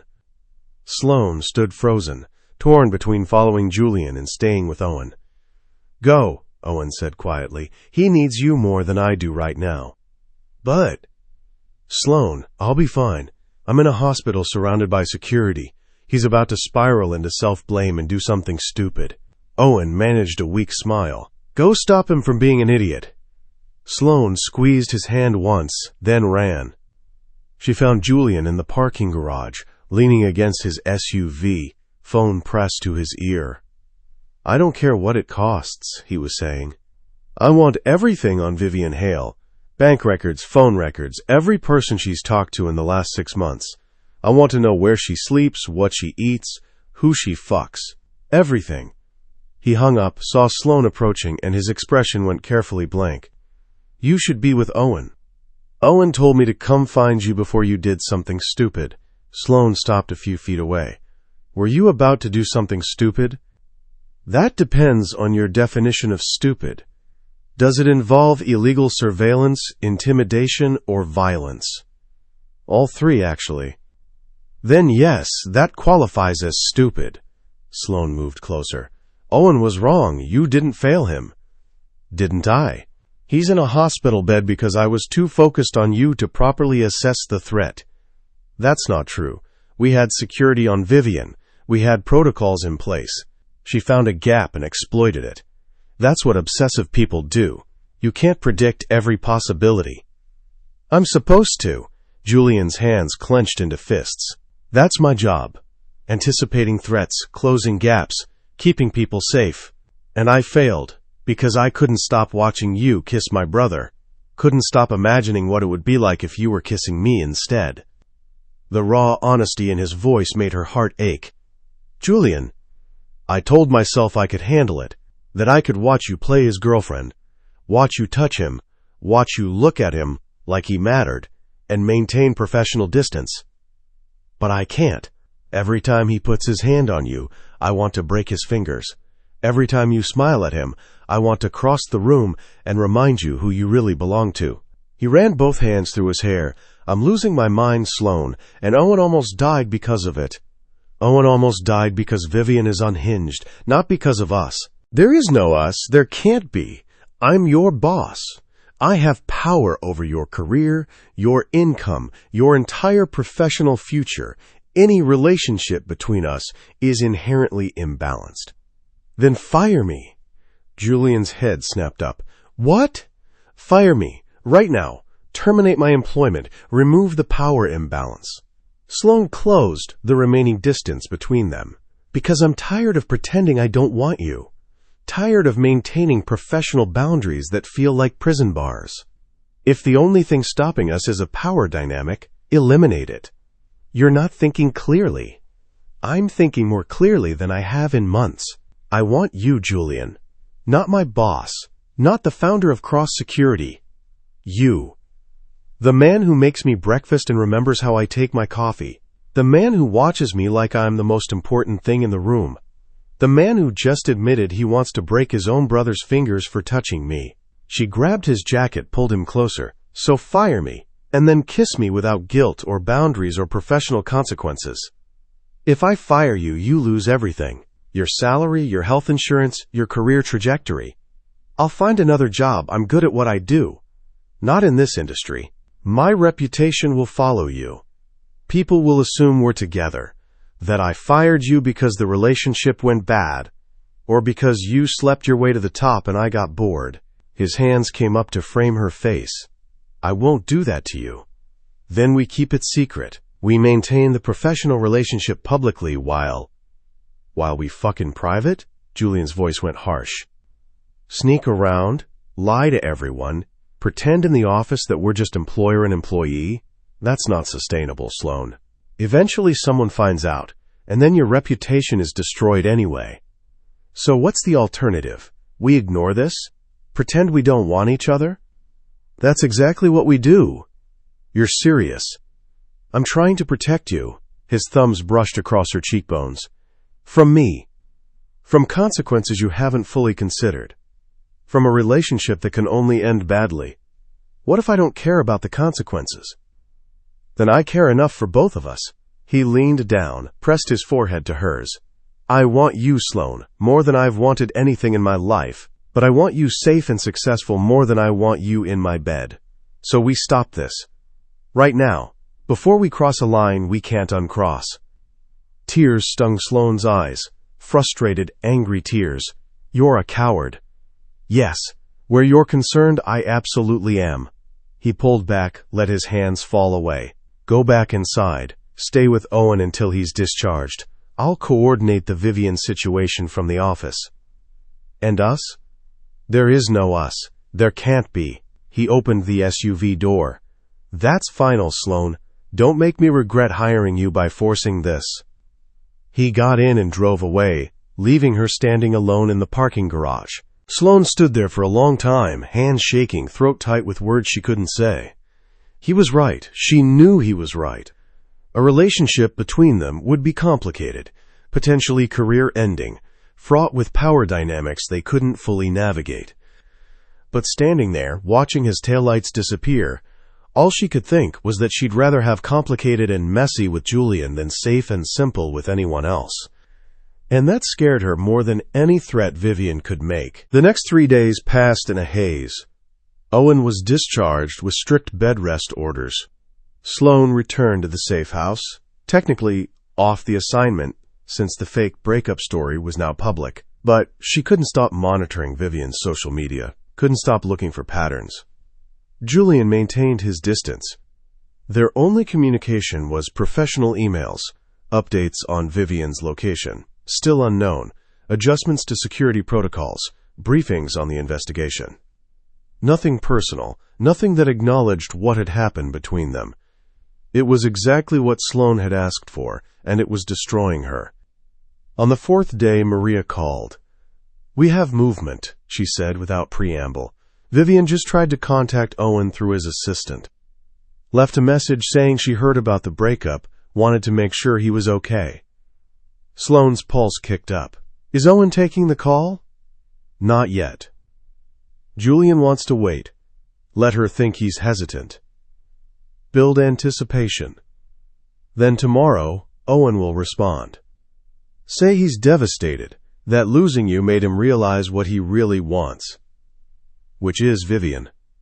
In theory, the goal is to get her to suggest a meeting. Somewhere public, somewhere we can control. Maria paused. Julian wants you there. Says you know her patterns better than anyone. Julian wants me there, Sloane repeated. After 3 days of silence, he wanted her in the field. He's trying to keep things professional, Maria said, reading her tone perfectly. But he's failing miserably. Every briefing, every strategy session, he asks where you are. What you're doing. If you're safe. He's the one who decided we couldn't. I know what he decided, and I know why. Julian spent his entire adult life in control. His company, his people, his emotions. You're the first thing that's made him lose that control. Maria's voice went softer. It terrifies him, not because he doesn't want you, because he wants you too much. That's not my problem to solve. Isn't it? You're the one who challenged him in that parking garage. Told him to fire you, to eliminate the power imbalance. You forced him to confront what he feels. And he chose professionalism over everything else. He chose protecting you over himself. There's a difference. Maria sighed. Look, I'm not telling you what to do, but I've worked for Julian for 12 years. I've seen him with women who wanted him for his money, his power, his connections. He was never interested. Then you walked into his office, and I saw something I've never seen before. What? Fear. Real, genuine fear that someone could matter this much. Maria's voice was gentle. Be patient with him, Sloane. He'll come around. He's just fighting it every step of the way. After Maria hung up, Sloane sat in the safe house living room, processing. Julian was afraid. Not of Vivian, not of professional consequences. Of her. Of what she made him feel. The realization shifted something inside her, because she was afraid too. Terrified of wanting someone this much, of letting another person have power over her emotions, her decisions, her heart. But unlike Julian, she was tired of letting fear win. Her phone buzzed, a text from an unknown number.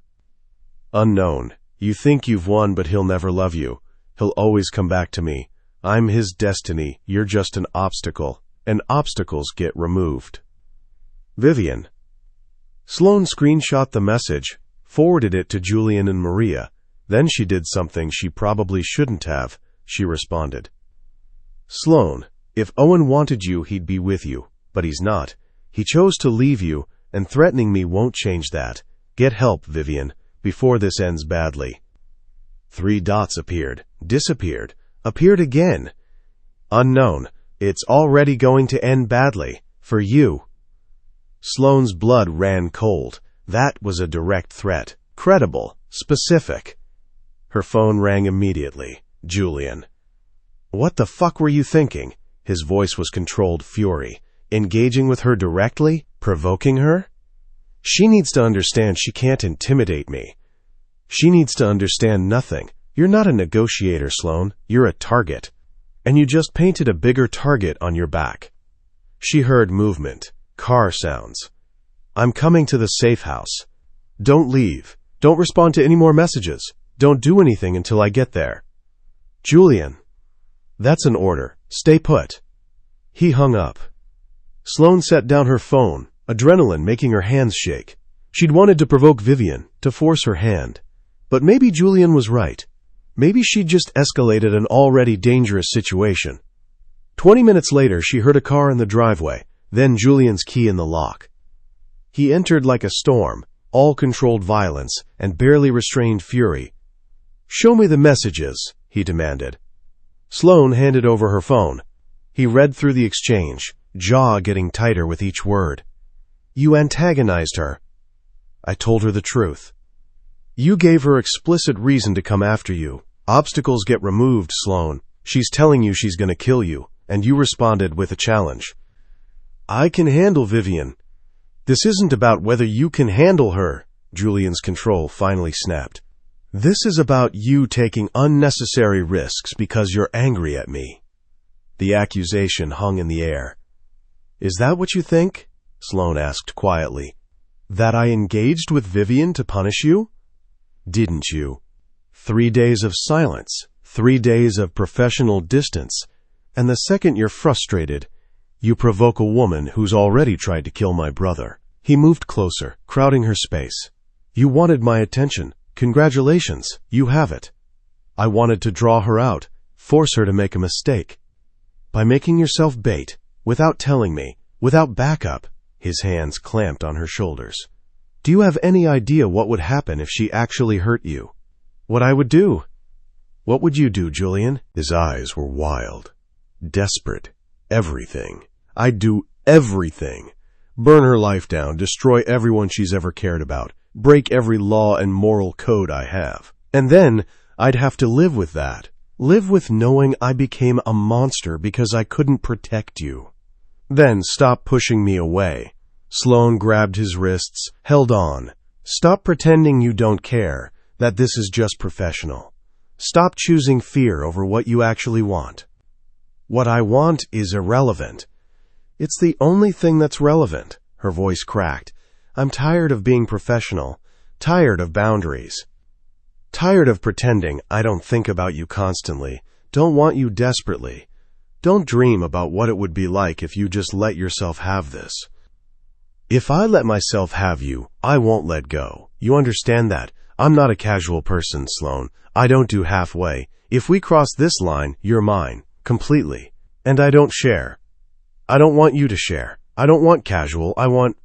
He kissed her. Not gentle, not tentative, claiming. His hands tangled in her hair, angling her head exactly where he wanted it. His mouth moved against hers with a hunger that stole her breath, and Sloane felt herself melting into him. This was different from the bathroom kiss, from the safe house almost moment.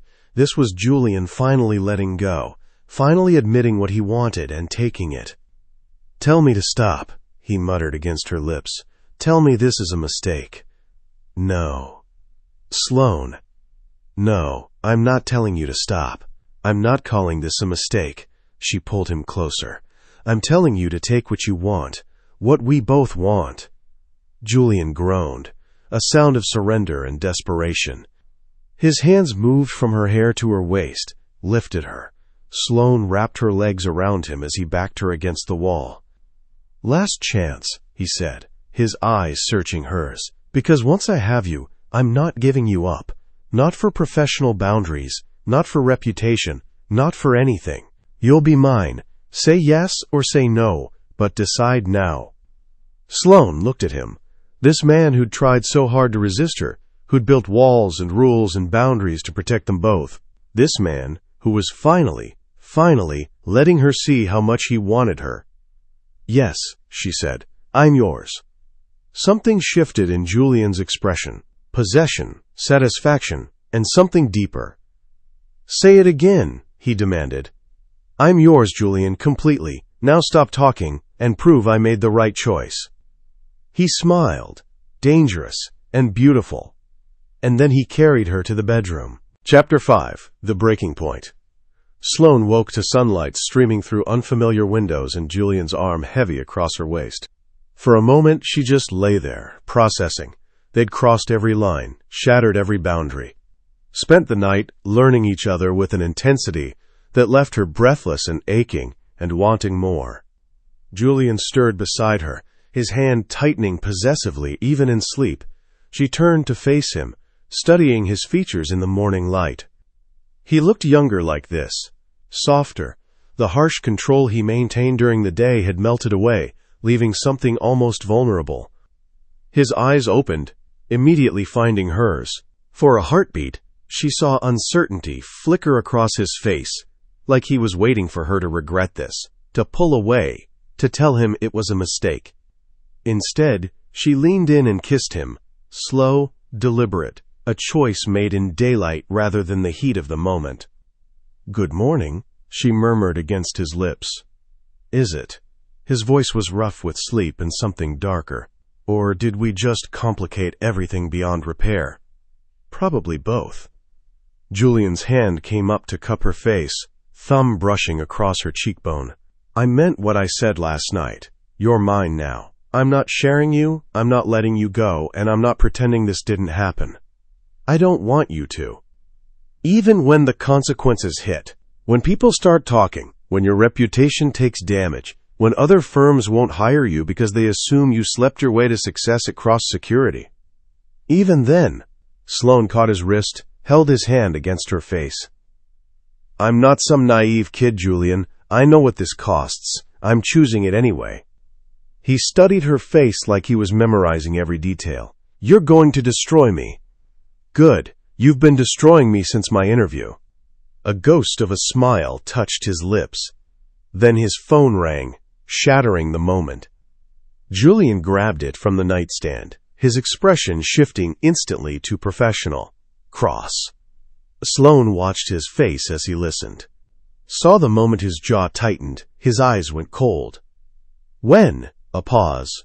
Is Owen safe? Good. Keep him locked down. I'm on my way. He hung up, already moving out of bed. Vivian just posted something. You need to see this.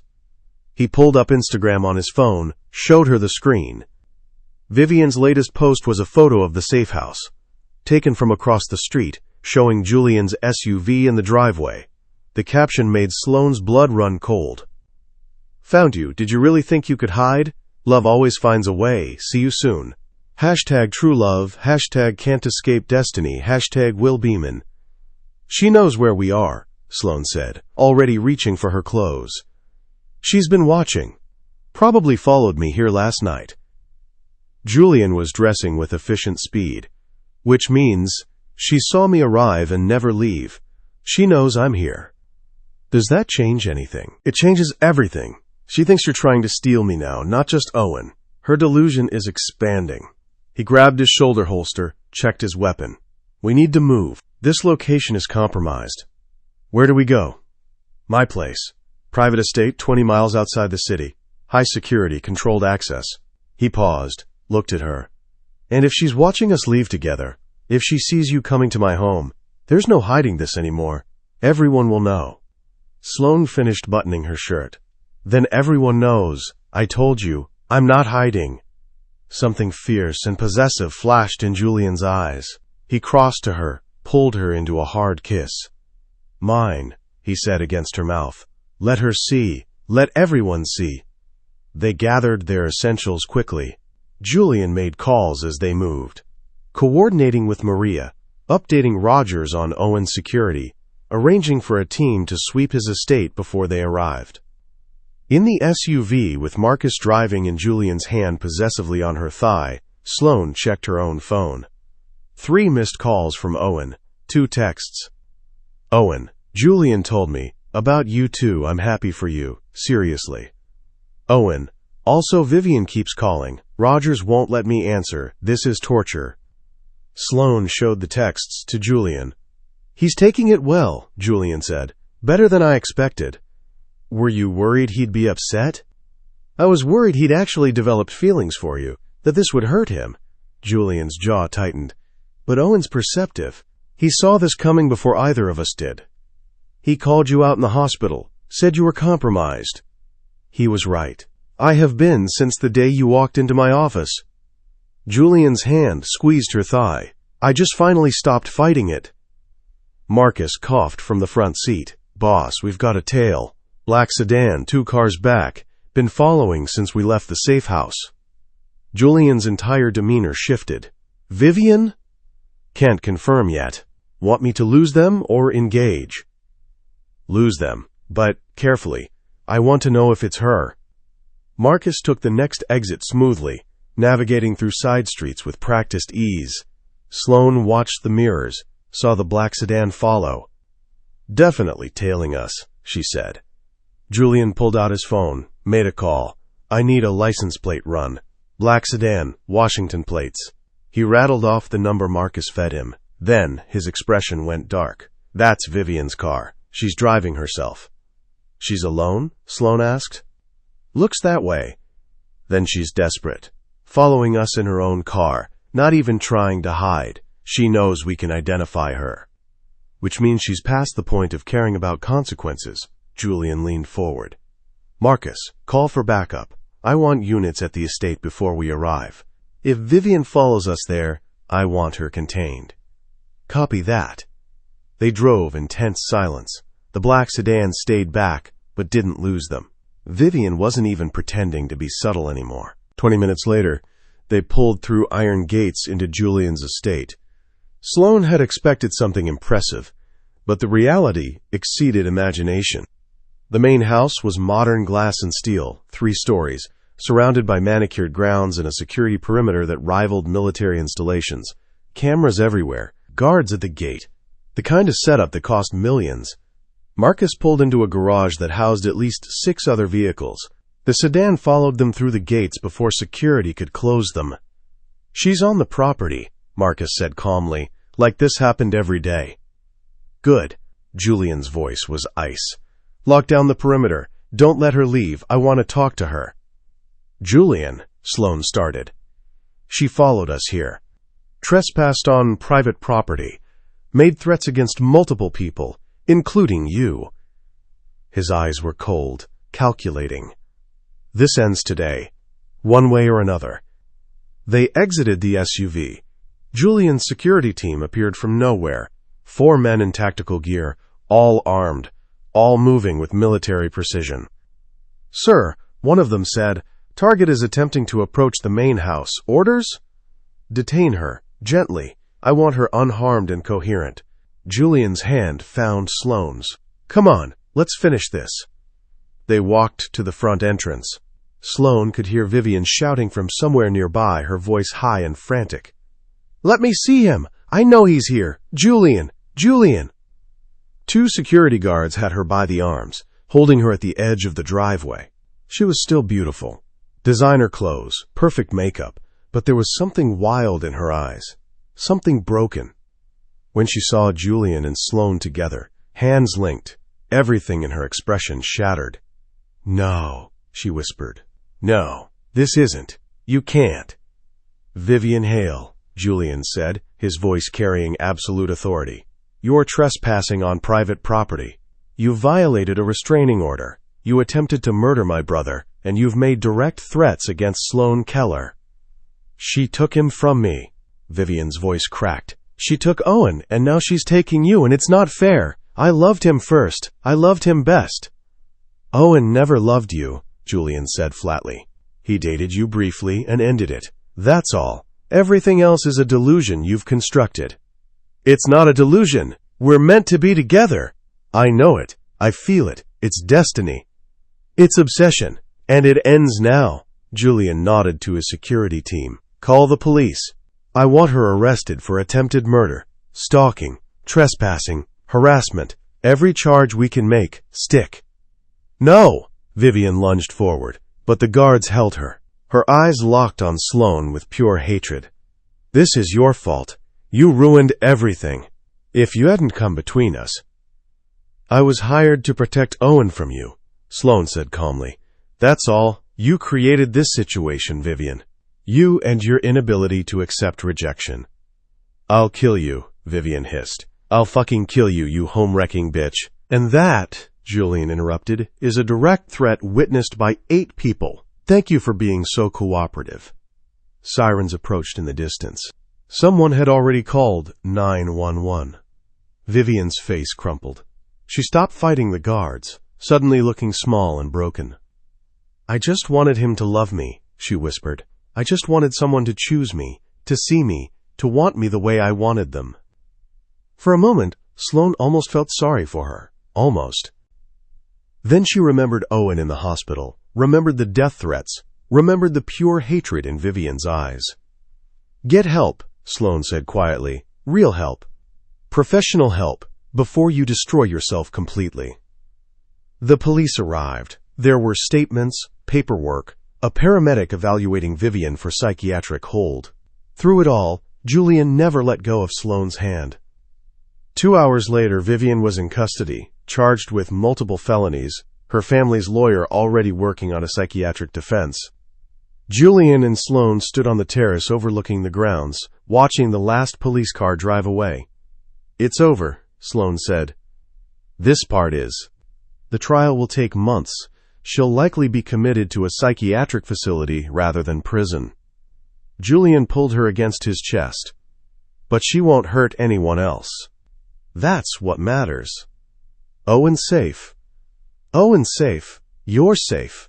His arms tightened around her. "And I can stop watching you pretend to belong to my brother. I never belonged to Owen. I know, but watching you act like you did, touching him, smiling at him, kissing him for cameras." Julian's voice went rough. "It was the most civilized torture I've ever endured." Sloane turned in his arms. "You could have told me, could have said something instead of suffering in silence." "I told myself I was being professional, maintaining boundaries, protecting you." He laughed bitterly. "Really, I was just a coward. Too afraid to risk what I felt by admitting it. And now? Now I'm terrified for different reasons." His hands framed her face. "I love you, Sloane. I'm in love with you. Have been since you called me out in that parking garage, probably before. And that scares me more than any threat Vivian could make." Sloane's breath caught. "Why does it scare you?" "Because I lost someone I loved once, my sister. She died because I failed to protect her, because I was arrogant enough to think I could control everything." His thumb brushed across her lips. "If something happened to you, if I lost you because I couldn't keep you safe, I wouldn't survive it." "Julian," she pressed her hand over his heart. "I'm not your sister. I'm not someone who needs constant protection. I'm trained, capable, and careful. You don't have to carry the weight of keeping me safe alone." "I know that logically. But emotionally?" He pulled her closer. "Emotionally, I want to lock you in this estate, surround you with security, never let you out of my sight." Which I know is unhealthy and possessive, and exactly the kind of behavior we just arrested Vivian for. There's a difference between protection and possession. Is there? Because right now, standing here, knowing you're mine, I want to possess you, want to claim you so thoroughly that no one ever questions who you belong to. Heat flooded through Sloane at the words. "I'm not going to say no to that." "You should. You should tell me I'm being excessive, that you're your own person, that I need therapy." "You probably do need therapy, so do I. We can go together." She rose on her toes, kissed him. "But I'm not going to apologize for wanting the same thing, for wanting to be yours. Even when it complicates your career?" "My career will survive. I'm good at what I do. If cross-security becomes untenable because of our relationship, I'll find work elsewhere." "That's not happening. You're not leaving cross-security." Julian's voice went hard. "I'll deal with anyone who has a problem with us being together, professionally and personally." Very romantic. Threatening your entire staff on my behalf. "I'm serious, Sloane. I spent a year trying to maintain professional distance. I'm done with that. People will know we're together. They'll adjust or they'll leave. That's going to cause problems. Let it. I built this company. I make the rules." He kissed her, deep and possessive. "And the new rule is that you're mine, publicly and privately, and anyone who doesn't like it can find other employment." Very CEO of you. "I'm a terrible CEO. I'm autocratic, controlling, and make decisions based on personal feelings." His hand slid down to her waist. "But I'm excellent at getting what I want, and I want you." Sloane's phone buzzed. She ignored it. It buzzed again. "Answer it," Julian said. "Could be important." She pulled out her phone, saw Owen's name. "Owen, news is reporting Vivian's arrest. Is it really over?" "Sloane, it's over. She's in custody." "Owen, thank God. Can I see you? Need to know you're okay." Sloane showed the text to Julian. "He wants to see me." "Because he cares about you. As a friend, as someone who protected him." Julian released her. "Go. I'll have Marcus drive you to the hospital. Owen deserves to know you're safe. Come with me." "Are you sure? This conversation might be easier without me there." "I'm sure. We're together now." I want him to see that." She laced her fingers through his. "Besides, you two need to clear the air. He called you compromised. You basically abandoned him in a hospital bed." Julian winced. "I did, didn't I?" "You did, so come with me, apologize to your brother, and then we'll figure out what comes next." "What comes next is you moving in here." Sloane blinked. "What?" "You heard me. The safe house is compromised. You don't have a current assignment that requires you to live elsewhere, and I'm done sleeping without you." His eyes challenged her to argue. "Move in, officially. We've been together for approximately 12 hours, and I've wanted you for a year. I don't do things halfway, Sloane. I told you that." "This is insane." "Probably. Is that a no?" Sloane looked at him. This man who'd tried so hard to resist her, who'd finally given in, who was now looking at her like she was the only thing that mattered in his carefully controlled world. She should say no. Should suggest they take things slow, maintain some semblance of professionalism, ease into this. Instead, she said, "I'll need to get my things from storage." Julian's smile was devastating. "I'll send a team." "Of course you will. I'm a man of resources. You're a man of excessive gestures. Only for you." He pulled her close, kissed her with a tenderness that contrasted his usual intensity. "Come on, let's go see Owen, and then I'm taking you to bed for the rest of the day. You have work. Work can wait. You can't." They drove to the hospital in Julian's SUV, hands linked the entire way. When they walked into Owen's private room together, his face split into a genuine smile. "There you are, both of you," he looked between them. "So it's official? You're together?" "We're together," Julian confirmed. "Good. It's about damn time." Owen struggled to sit up more. "I thought I was going to have to lock you two in a room and refuse to let you out until you admitted what everyone else could see." "Everyone else?" Sloane asked. "Maria called it after your first week. Rogers gave it 2 weeks. I had money on a month, so technically I lost the pool." Owen grinned, then winced. "Ow!" Still can't laugh without pain. "I'm sorry," Julian said, moving to his brother's bedside, "for leaving you in the hospital. For being so focused on Sloane that I missed how dangerous Vivian had become. For failing to protect you." "You didn't fail. Vivian got past security that would stop most threats. That's on her, not you." Owen's expression softened. "And I wasn't exactly being fair when I called you compromised.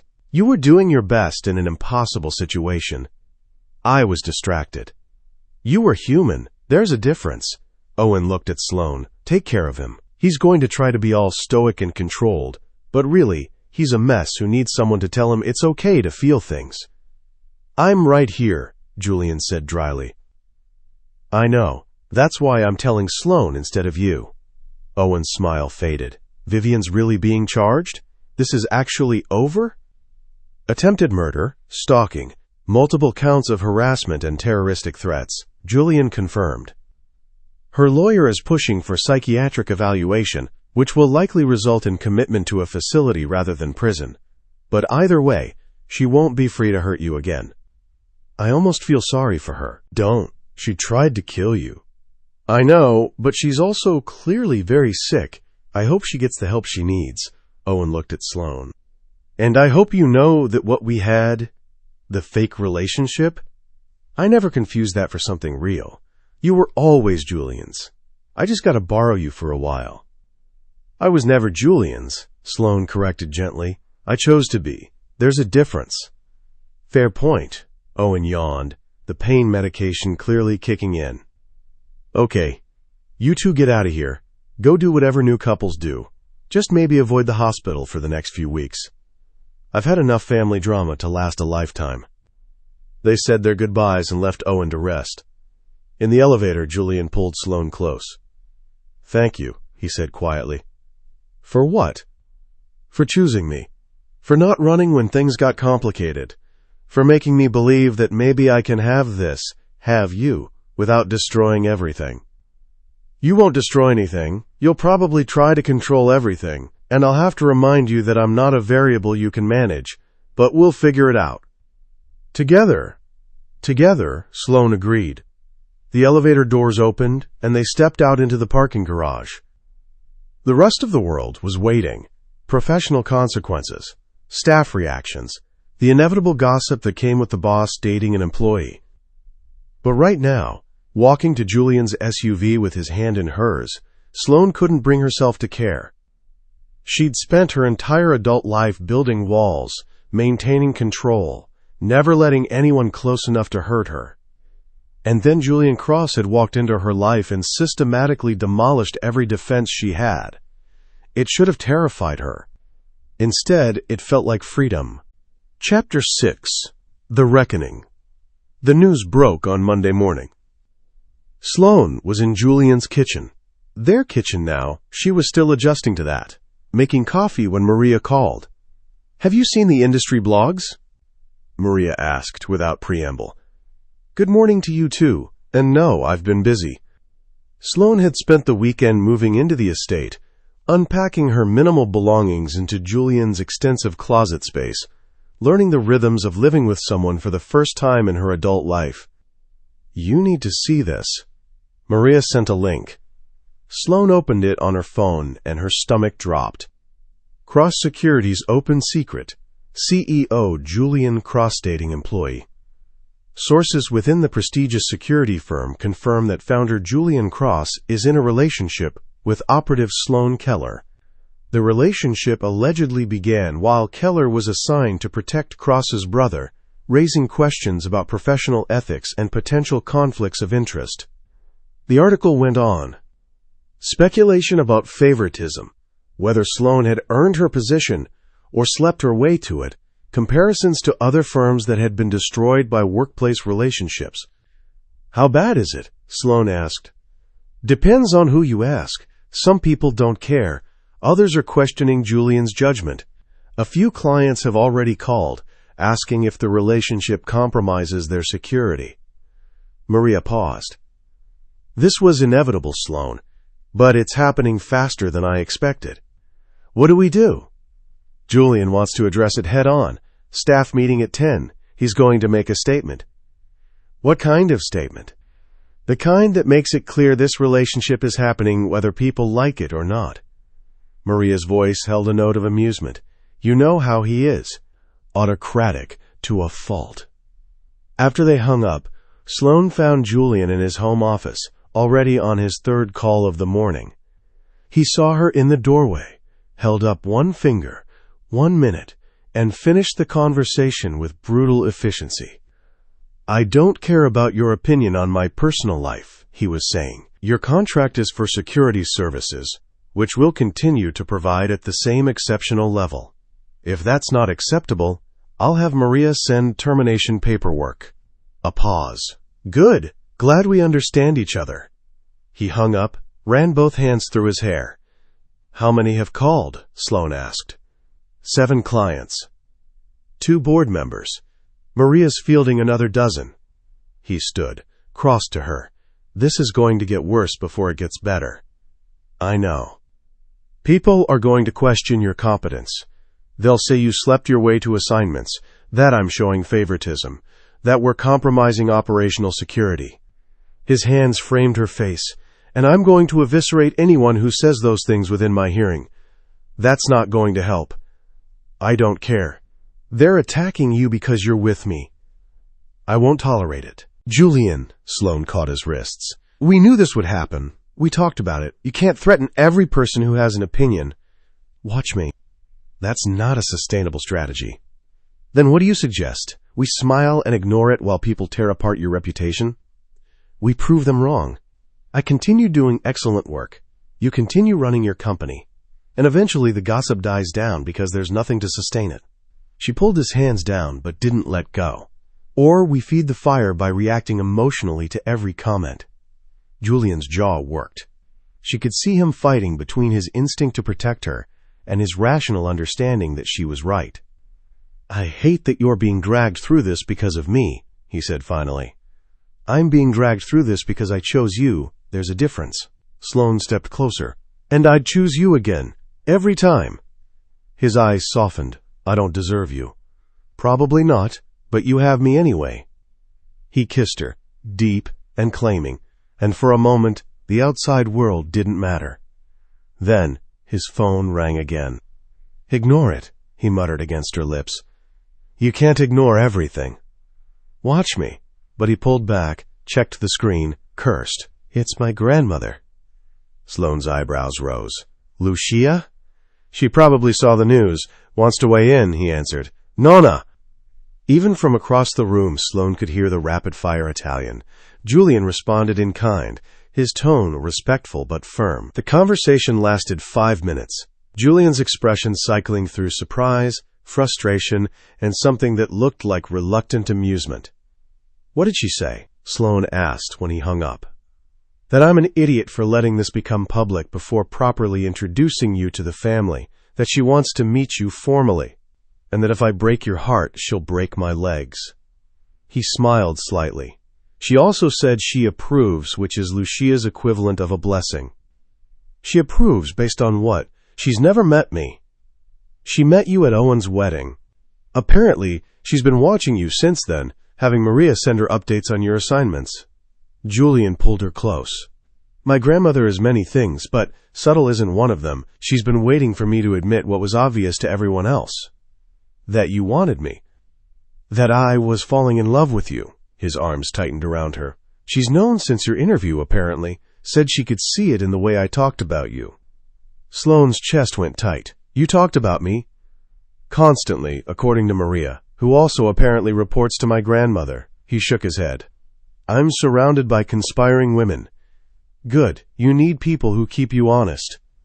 His phone buzzed. A text from Maria. Maria, staff meeting in 30 minutes.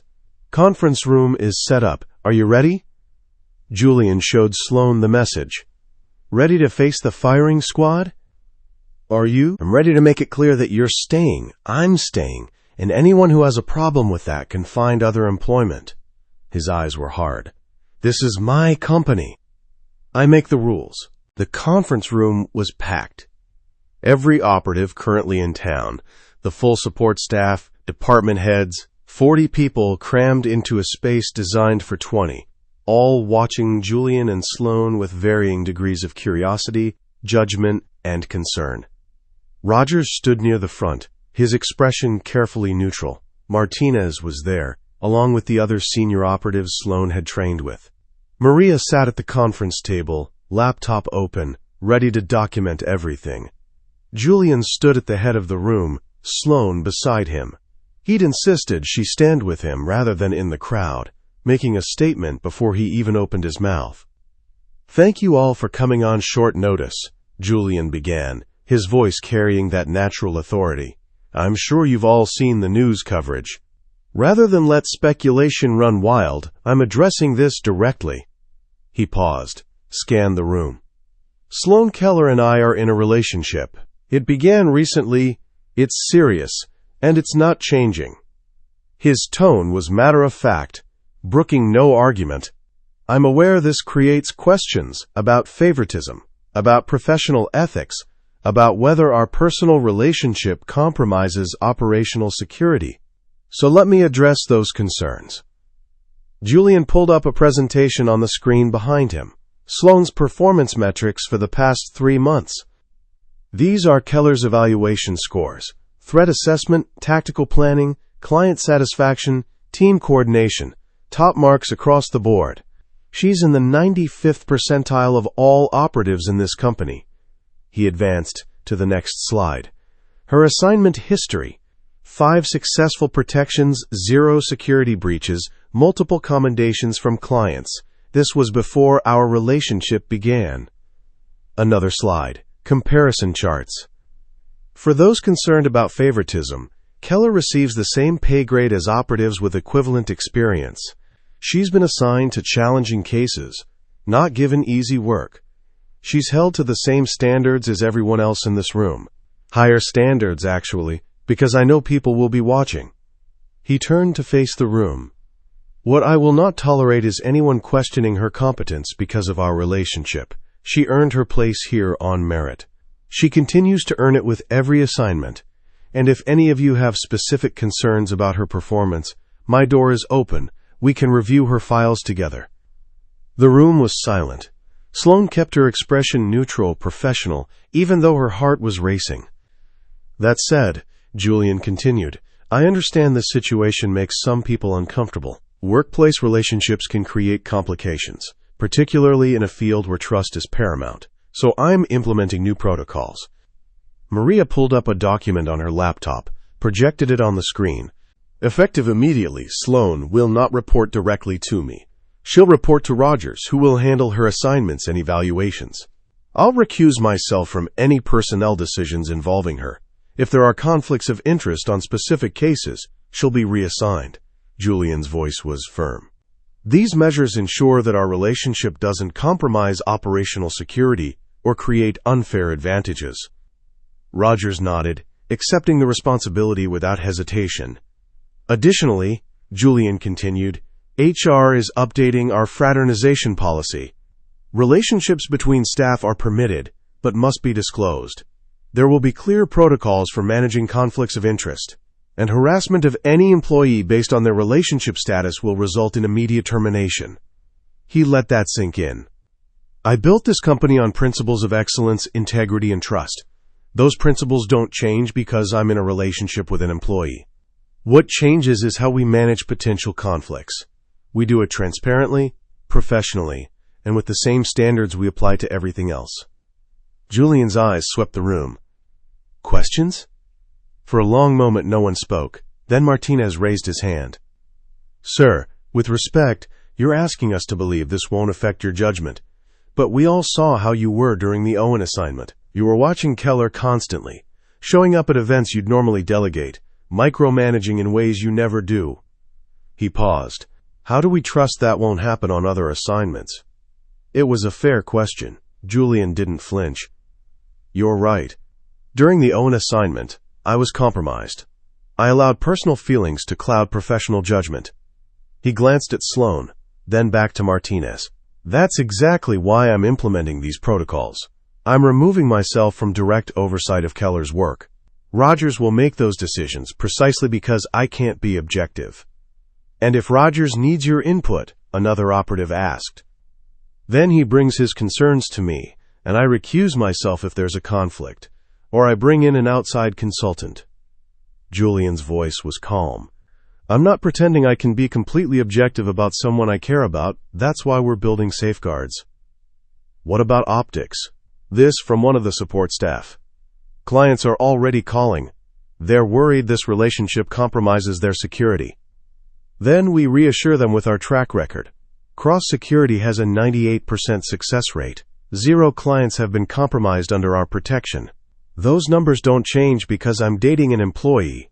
Julian's voice went harder. "And if clients choose to leave over this, that's their choice. I won't end a relationship to appease people who value appearances over actual results." More silence. Sloane could feel the room processing. People making their own calculations about what this meant for the company. Rogers cleared his throat. "For what it's worth, I've worked with Keller extensively. She's one of the best operatives we have. This relationship doesn't change that assessment." Maria nodded. "Julian's right about the metrics. Keller's performance speaks for itself, and for those concerned about favoritism, I handle all compensation decisions. I can confirm she's paid exactly what someone with her experience level should earn, not $1 more." The support seemed to help. Sloane saw some of the tension ease from people's shoulders. "Anyone else?" Julian asked. Silence. "Good. Then let's get back to work. We have clients to protect and a reputation to maintain. That's our priority." He moved toward the door, then paused. "One more thing. I expect this conversation stays in this room. What we discuss internally doesn't get leaked to blogs or competitors. If I find out someone's talking to press, they're terminated. Understood?" Nods all around. The meeting dispersed. People filed out, some avoiding eye contact with Sloane, others offering supportive nods. Martinez stopped on his way out. "For what it's worth," he said quietly, "I think you're good for him. He's been a machine since I started here. It's about time someone made him human again.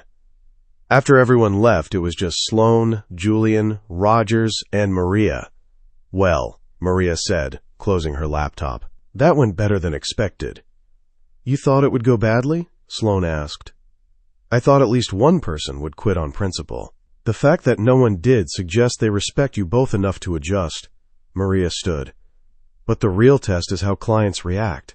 We'll know in the next few days if this costs us business." After Maria left, Rogers approached Sloane. "I meant what I said in there. You're excellent at your job. I'm happy to supervise your assignments, and I'll make sure they're appropriately challenging."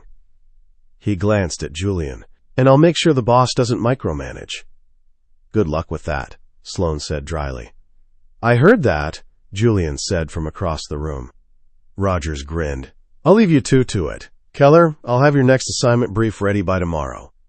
After he left, Sloane turned to Julian. "You didn't have to do all that. The recusal, the protocols, removing yourself from my supervision." "Yes, I did. You were right. We can't just ignore the optics. We need to show people we're taking this seriously." He pulled her close. "And I meant what I said. I can't be objective about you. Better to acknowledge that and build around it than pretend I can separate my feelings from my decisions." "You're really okay with Rogers supervising me?" "I trust Rogers. He'll push you, challenge you, give you the assignments you deserve." Julian's jaw tightened slightly. "What I'm not okay with is not knowing where you are every second of the day. But that's my problem to manage, not yours." "Very controlling of you. I'm aware. I'm working on it." He kissed her forehead. "Therapy starts next week, by the way. Maria already scheduled it." Sloane pulled back. "You're actually going to therapy?" "You suggested we go together. I'm holding you to it." His eyes were serious. "I don't want to be the kind of man who loves someone so much it becomes possession. I don't want my need to protect you to turn into control. So yes, I'm going to therapy. We're going to therapy. Because I'm choosing this, choosing us, and I want to do it right." Sloane's chest went tight. "I love you." The words slipped out before she could stop them. They'd been building for weeks, maybe months, but this was the first time she'd said them out loud. Julian went very still. "Say that again," he said quietly. "I love you. Even though you're controlling and autocratic and trying to protect me from consequences I'm fully capable of handling, I love you." He kissed her. Deep, possessive, claiming. "I love you too," he said against her lips. "More than is probably healthy, more than is definitely professional, but I don't care anymore. The staff is going to talk. Let them talk." He backed her toward his office door. "Right now, I'm taking you home, and we're not leaving the bedroom for the rest of the day. You have work. Work can wait. You can't." "You said that last week." "I meant it last week, too." He locked the office door behind them, pulled her toward the private elevator. "Come on, Mrs. Cross." "I'm not Mrs. Cross." "Not yet." His eyes held hers. "But you will be." The words should have scared her. Marriage, permanence, forever, concepts she'd spent her adult life avoiding. Instead, they felt like coming home. That evening, Sloane sat on the terrace of Julian's estate. Their estate, she was trying to adjust, watching the sun set over the grounds. Her phone buzzed. Owen. "Owen, saw the news. You two are causing quite the scandal." Sloane, "Apparently." "Owen, how are you holding up?" Sloane, "Better than expected." Julian's protective instincts are in overdrive, but we're managing. Owen, "He's always been like that, especially with people he loves. After our sister died, he tried to bubble wrap me for like 3 years. Sloane paused. Julian had mentioned losing a sister, but never in detail. Sloane, "What happened?" He said she died because he failed to protect her. Owen, "That's his version. The truth is more complicated. Want to hear it?" Sloane, "If you're comfortable sharing." A pause. Then Owen called instead of texting. "It's easier to tell than type," he said when she answered. "And you should know, because it explains a lot about Julian." "I'm listening." "Our sister, Isabella, was 3 years younger than Julian. Sweet kid, always getting into trouble. When she was 16, she started dating this guy. Marcus, ironically enough, same name as Julian's driver now. Owen's voice was careful, measured. Marcus was 22, had a record, was involved in some shady stuff. Julian didn't trust him, tried to warn Isabella, but she was in love. You know how teenagers are. What happened? Julian was at college, building his first business. Isabella called him one night, said Marcus was scaring her, that she wanted out but didn't know how. Julian told her to stay put, that he'd come get her in the morning. Owen's voice went quiet. She didn't make it to morning. Marcus killed her in a fit of rage when she tried to break up with him. Julian found her body. Sloane's hand went to her mouth. Oh my God. Julian blames himself. Says if he'd left immediately, if he'd taken her seriously, if he'd been there. Owen stopped, but he was 21, in the middle of finals, 200 miles away. There was nothing he could have done differently that would have changed the outcome. But he doesn't see it that way. He sees a younger sister who called him for help, and he chose sleep over her safety. Never mind that he had no way of knowing Marcus would escalate that quickly, or that Isabella had downplayed how bad things were. Owen sighed. It's why he built Cross Security, why he's so obsessive about protecting people, why he has nightmares about failing to keep the people he loves safe. Everything clicked into place. Julian's need for control, his protective instincts, his fear of caring about someone too much. Thank you for telling me, Sloane said. Julian won't talk about it. He spent 15 years burying the guilt. But you should know, because when he gets overly protective, when he tries to wrap you in bubble wrap and never let you out of his sight, it's coming from a place of profound loss. He's terrified of losing you the way he lost her. After they hung up, Sloane sat with the information, processing. Julian appeared on the terrace, 2 glasses of wine in hand. You're out here alone, he said, handing her a glass. Everything okay? Owen told me about Isabella. Julian went very still. What exactly did he tell you? That she was killed by someone she trusted. That you blame yourself. That it's why you built this company. He shouldn't have told you that. Why not? It's part of who you are. Sloane set down her wine, took his hand. And it explains why you're so afraid of failing me. I'm not afraid. You are. You're terrified that something will happen to me, that you won't be able to protect me, that you'll lose me the way you lost her. She pulled him down to sit beside her. But Julian, I'm not Isabella. I'm trained, capable, and careful. You don't have to carry the weight of my safety alone. I know that logically. But not emotionally. No. Emotionally, every time you're out of my sight, I imagine worst-case scenarios. Every assignment, every threat, I calculate risk factors and contingency plans. His voice was rough. It's exhausting. But I can't stop, can't turn it off. Then we work on it, together, in therapy. She squeezed his hand. Because I'm not going anywhere, Julian, and you need to learn to trust that I can take care of myself. I'm trying. I know, and I appreciate it, she leaned into him. But you also need to know, I'm choosing to be with you knowing all of this. Knowing you're going to be overprotective and controlling and occasionally insufferable. I'm choosing it anyway. Why? Because underneath all that control, you're a man who loves deeply, who protects fiercely, who would burn the world down for the people he cares about. She looked up at him, and I want to be one of those people. You are. You're at the top of that very short list. Good. Then trust me to keep myself safe. Trust that I'll ask for help when I need it. And trust that I'm not going to disappear, because you can't watch me every second. Julian pulled her close, buried his face in her hair. I'll try, he said. That's all I can promise. I'll try. That's all I'm asking. They sat together as the sun finished setting, painting the sky in shades of orange and purple. Somewhere in the city, people were gossiping about them. Clients were questioning their relationship. The industry was watching to see if Cross Security would survive this scandal. But out here, on this terrace, none of that mattered. What mattered was this. They'd chosen each other, publicly, permanently, with full knowledge of the consequences. And whatever came next, they'd face it together. Chapter 7. The Trap. 2 weeks after the public revelation, Sloane was back in the field. Her assignment was straightforward: protect a tech CEO receiving death threats from a disgruntled former employee. 3-day conference in San Francisco, medium threat level, standard protocols. Rogers had briefed her personally, making it clear he expected excellence.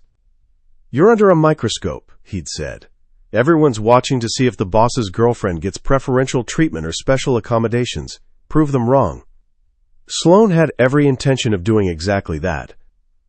Now, standing in the lobby of the Fairmont Hotel, scanning for threats while her client networked, she felt the familiar rhythm of the job settling over her. This was what she was good at. This was where she belonged. Her phone buzzed. "Julian? Julian, how's it going?" Sloane, smoothly, no incidents. "Client is cooperative." "Julian, good. Call me when you're back at the hotel tonight." Sloane, "You're supposed to be letting Rogers supervise me." "Julian, I am. This is personal, not professional. I want to hear your voice." Despite herself, Sloane smiled. Sloane, clingy. Julian, obsessed. "There's a difference." Sloane, "I'll call you tonight. Now stop distracting me. I'm working." Julian, "Yes, ma'am." She pocketed her phone, refocused on the room. Her client, Drive Sarah Chen, founder of a biotech startup, was deep in conversation with potential investors. Sloane maintained position, watching exits, tracking movement patterns, assessing every person who came within 10 feet. That's when she saw him. A man in a hotel uniform, moving through the crowd with practiced ease. But his eyes weren't on guests or trays. They were locked on Dr. Chen. Sloane's instincts screamed. She moved closer to her client, positioning herself to intercept if needed. The man noticed, adjusted his trajectory. Not aggressive. Just watching. But there was something off about him, the way he held himself, the intensity of his focus. Sloane pulled out her phone, snapped a discreet photo, sent it to Rogers. Sloane, possible threat. Hotel staff, but behavior is suspicious. Can you run facial recognition? Rogers. On it. Keep eyes on him. The man disappeared into the crowd. Sloane stayed alert, but the rest of the morning passed without incident. At lunch, Rogers called. Your instincts were right. That hotel worker? Robert Nash, fired from Chen's company 6 months ago. He's the one making the threats. Sloane's blood went cold. He's here, in the hotel, in uniform. Which means he either got hired by the hotel, or he's impersonating staff to get close. Rogers. Voice was sharp. I'm sending backup. Until they arrive, you keep Chen locked down. Conference room, security present, no public areas. Copy that. Sloane found Dr. Chen, explained the situation calmly but firmly. The client's face went pale. Robert is here, but I thought he was in Seattle. Clearly not. We're moving you to a secure location until my backup arrives. Sloane was already guiding her toward the elevators. Is there anyone here you absolutely need to meet with? The venture capital meeting at 2. It's critical for our next funding round. We'll make it work, but we're doing it in a controlled environment. They reached the executive floor. Sloane swept the suite, confirmed it was secure, then positioned herself at the door. Sloane, client secured, awaiting backup. Rogers, ETA, 20 minutes. Nash was spotted on the second floor 10 minutes ago. Hotel security is looking for him. Sloane, he knows the building layout. He'll avoid security. Julian, I'm monitoring the situation. You're doing everything right. She hadn't texted Julian, which meant he was watching her assignment feeds. Sloane, you're supposed to be staying out of this. Julian, I'm monitoring. Not interfering, there's a difference. Sloane, Rogers, tell him to back off. Rogers, I tried. He's muted his mic, but he's on the tactical channel. Just ignore him. Sloane would have laughed if the situation weren't so tense. 15 minutes passed. Sloane heard footsteps in the hallway, tensed. A knock at the door. Room service. She hadn't ordered room service. Neither had Dr. Chen. Sloan moved to the door, checked the peephole. Robert Nash stood in the hallway, hotel uniform perfect, a room service cart in front of him. "Dr. Chen?" he called. "Your lunch order." Sloan's hand went to her weapon. "We didn't order anything. Please leave." The order came from the concierge. Complimentary meal for VIP guests. "Leave the cart and go. We'll retrieve it." A pause. Then, "I really think Dr. Chen should take delivery personally. We have special instructions." The threat was clear. Sloan pulled her weapon, stepped away from the door. "Dr. Chen, bathroom. Now, lock the door." The client moved immediately, trained by previous security details. Sloan called hotel security on the room phone, then positioned herself behind the furniture, weapon trained on the door. "Mr. Nash," she called. "Building security is on their way. If you leave now, this doesn't escalate." "I just want to talk to her. She owes me that. After everything I did for that company, she fired me like I was nothing." "You made death threats. You lost that privilege." "I was angry. I didn't mean it." His voice rose. "I just want her to understand, to see what she did to me." Sloan heard movement outside. Nash was trying the door handle. "Step away from the door, Mr. Nash. This is your final warning." "Or what? You'll shoot me?" "I don't think so. I know who you are, Sloan Keller. Julian Cross's girlfriend. You're not going to cause an incident that damages his reputation." The words sent ice through her veins. He'd researched her. Knew about Julian. Was using it as leverage. "You don't know me at all," Sloan said calmly. "I'm a professional, and if you breach this door, I will stop you. Lethally, if necessary." "Backup is 90 seconds out," Rogers said in her earpiece. "Hold position." The door handle jiggled again, then silence. "Mr. Nash?" No response. Sloan maintained position, every nerve on high alert. 30 seconds passed. A minute. Then her phone buzzed. "Unknown, you think you won? This isn't over. Tell Dr. Chen I'll see her soon." Sloan screenshot the message, sent it to Rogers. "He's gone," she said quietly, "but he'll be back." Hotel security arrived moments later, followed by Sloan's backup team. They swept the floor, found Nash's abandoned cart, containing, terrifyingly, a knife hidden under the covered dishes. He'd planned to attack Dr. Chen directly. The police were called. Nash was spotted on security footage leaving the building, but he disappeared into the San Francisco crowds. "We're extracting the client," Rogers said over comms. "New location, higher security. Keller, excellent work. You kept her safe." But Sloan couldn't shake the feeling that this wasn't over. Back in Seattle 2 days later, Sloan sat across from Rogers in the cross-security conference room, debriefing. "Nash is still in the wind," Rogers said. "SFPD has a warrant out, but he's gone to ground. Dr. Chen is secure in an undisclosed location until he's apprehended. He knew about me and Julian. He used it as a threat. I saw that in your report. You handled it perfectly. Didn't let it compromise your response." Rogers leaned back. "But it raises a concern. You're a public figure now because of your relationship with Julian. People can use that against you in the field." "I know. I've been thinking about it." And I think we need new protocols. When I'm on assignment, my relationship with Julian isn't discussed. If someone tries to use it as leverage, I shut it down and refocus on the threat." Sloan met his eyes. "I won't let my personal life compromise my professional effectiveness." "Good, because you're too valuable an operative to lose over optics." Rogers closed his laptop. "Julian's been restrained, by the way. He wanted to fly to San Francisco the second Nash approached your door. I had to physically talk him down." "He watched the whole thing?" "Every second. Muted, like he promised." "But Maria said he nearly put his fist through a wall when Nash mentioned your relationship." Rogers smiled slightly. "Man's in deep."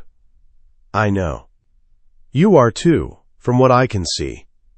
Sloan didn't deny it. "Doesn't mean I'll let it affect my work. I believe you, and I'll make sure Julian believes it too." Rogers stood. "Take the rest of the day. Debrief with Julian, decompress, do whatever you need to do. You're back on rotation tomorrow." Sloan found Julian in his office, staring at multiple screens showing security footage from San Francisco. He looked up when she entered, and the relief on his face was profound. "You're back." "I'm back, and I'm fine." "You had a knife-wielding stalker outside your door. That's not fine." He stood, crossed to her, pulled her into his arms. "I watched the whole thing. Watched you stay calm, maintain protocol, protect your client. You were perfect. I was doing my job." "I know, and I hated every second of it." His arms tightened. "Rogers had to stop me from sending a helicopter to extract you." "I didn't need extraction. I needed to do my job." Sloan pulled back to look at him. "And you need to trust that I can handle myself in the field." "I do trust you. I don't trust the threats." "Then we work on that, in therapy." "Which we start tomorrow, by the way." Julian grimaced. "I saw the appointment on my calendar." "And you're going?" "I'm going." He cupped her face. "Because I love you, and I don't want my issues to destroy what we have." "They won't, as long as we're honest with each other." She leaned into his touch. "Nash knew about us, used it as a psychological weapon. That's going to happen again." "I know, so we need to decide how we handle it. Do I take assignments where my relationship with you could be leveraged? Do we implement additional security protocols? Do we—" "You take whatever assignments you want," Julian interrupted. "Your relationship with me doesn't limit your career. If people try to use it against you, you handle it the way you handled Nash, professionally and effectively. And if anyone actually tries to hurt you to get to me, I'll destroy them." Very romantic. "I'm serious, Sloan. You're not a liability. You're the most capable person I know. The fact that you're also mine doesn't change that." Possessive. "Obsessively so." He kissed her. "Come on. Let's go home. I want you where I can see you for the next 12 hours. I need to file my report." "Maria can wait. You need to decompress." They drove to the estate in comfortable silence. When they arrived, Julian led her straight to the bedroom. "We're not having sex," Sloan said. "I'm exhausted." "I know. I'm running you a bath, making you dinner, and holding you while you sleep. In that order." Sloan's chest went tight. "You're running me a bath? You've had a traumatic 2 days. You need to relax." He was already in the bathroom, starting the water, adding something that made it smell like lavender. "Get undressed. I'll be right back." He disappeared, returned 15 minutes later with a tray, tea, fruit, chocolate. "You made me a snack tray." "I'm capable of basic caretaking." He set it on the edge of the tub. "Now get in before the water gets cold." Sloan stripped, sank into the hot water, and felt 3 days of tension start to dissolve. Julian sat on the floor beside the tub, hand trailing in the water near her shoulder. "Talk to me," he said quietly. "How are you really?" "Shaky." Nash got closer than he should have. If I'd missed him in the lobby, if I hadn't trusted my instincts. But you did. You saw the threat, assessed correctly, and protected your client. That's what matters. He could have hurt Dr. Chen, could have hurt me. But he didn't, because you're excellent at your job. Julian's hand found hers under the water. "You're allowed to be shaken. You're allowed to process. But don't second-guess yourself. You made the right calls." Sloan closed her eyes, let his words settle over her. This was what she needed. Not someone to solve her problems or remove her from danger, just someone to sit with her while she processed it. "I love you," she said. "I love you too." He squeezed her hand. "And I'm very proud of you, even if watching you in danger takes years off my life. Get used to it. This is my job." "I'm trying. Therapy tomorrow, remember?" "I remember." They sat in comfortable silence while Sloan finished her bath. Then Julian made good on his promise. Dinner, bed, holding her while she drifted off. For the first time in days, Sloan felt safe. The next morning, they sat in Dr. Patricia Morrison's office, a calm, neutral space designed to put clients at ease. Dr. Morrison was in her 50s, with kind eyes and the kind of presence that suggested she'd heard everything and judged nothing. "So," she said after introductions, "tell me why you're here." Julian and Sloane exchanged glances. "I'm trying not to be controlling," Julian said. "And I'm trying to help him see that wanting to protect me doesn't mean controlling me," Sloane added. Dr. Morrison nodded. "Let's start with some basics. Julian, tell me about your need to protect Sloane." Julian's jaw worked. "She's in a dangerous profession. She faces threats regularly. And I've lost people I cared about because I couldn't protect them. So yes, I'm overprotective. I acknowledge that." "And how does that manifest?" "I monitor her assignments. I want to know where she is at all times. I have difficulty sleeping when she's in the field." He paused. "And yesterday, when someone threatened her, my first instinct was to extract her, rather than trust her to handle it." "But you didn't extract her." "No. Her supervisor talked me down." "That must have been difficult."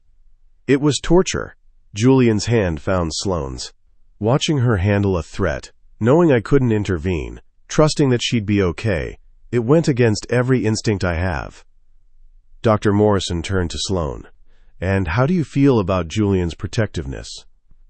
"It's suffocating sometimes. He's working on it, which I appreciate. But there are moments when I feel like he sees me as something fragile, that needs constant guarding rather than a capable professional." "Do you think Julian sees you that way?" Sloane looked at him. "No, I think he sees me clearly. I think his fear has nothing to do with my capability and everything to do with his past trauma." "Julian, is that accurate?" He nodded. "My sister was killed by someone I should have protected her from. I've spent 15 years trying to prevent that from happening to anyone else I care about.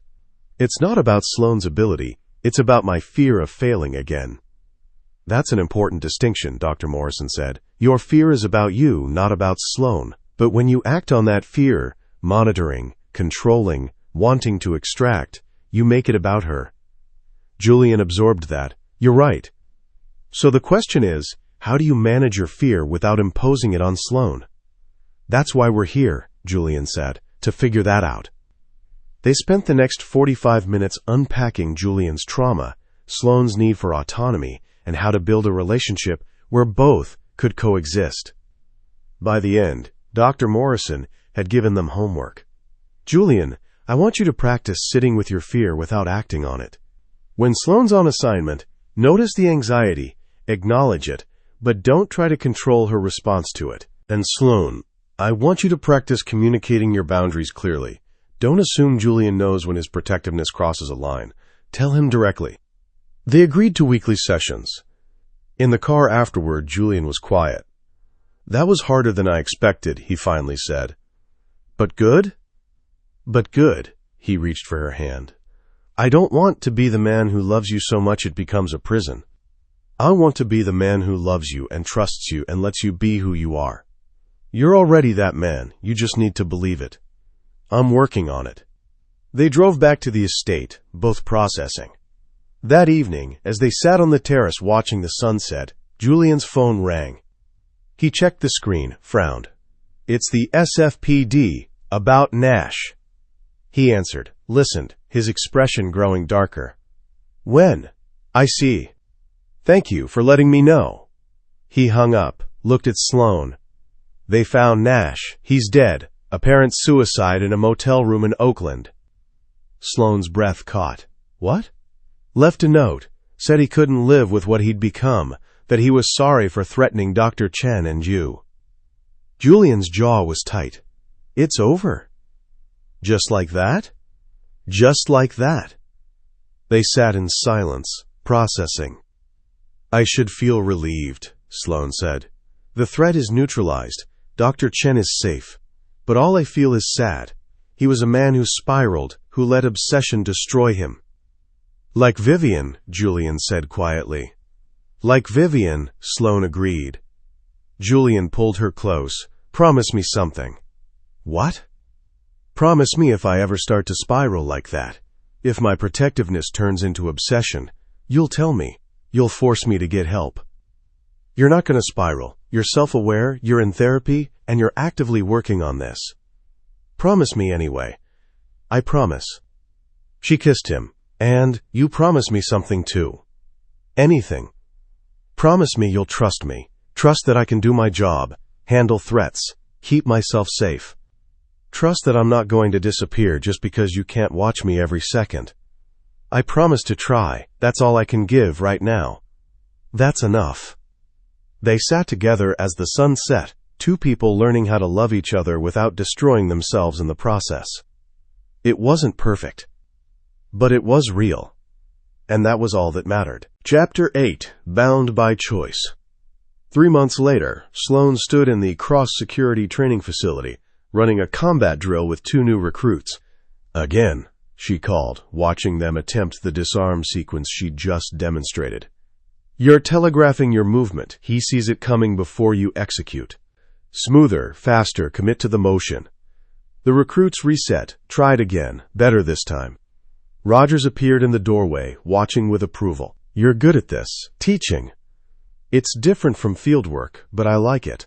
Sloane had taken on more training responsibilities in recent months, balancing active assignments with developing the next generation of operatives. "These two have potential. They're lucky to learn from you." Rogers gestured for her to step aside. "Got a minute?" They moved to his office.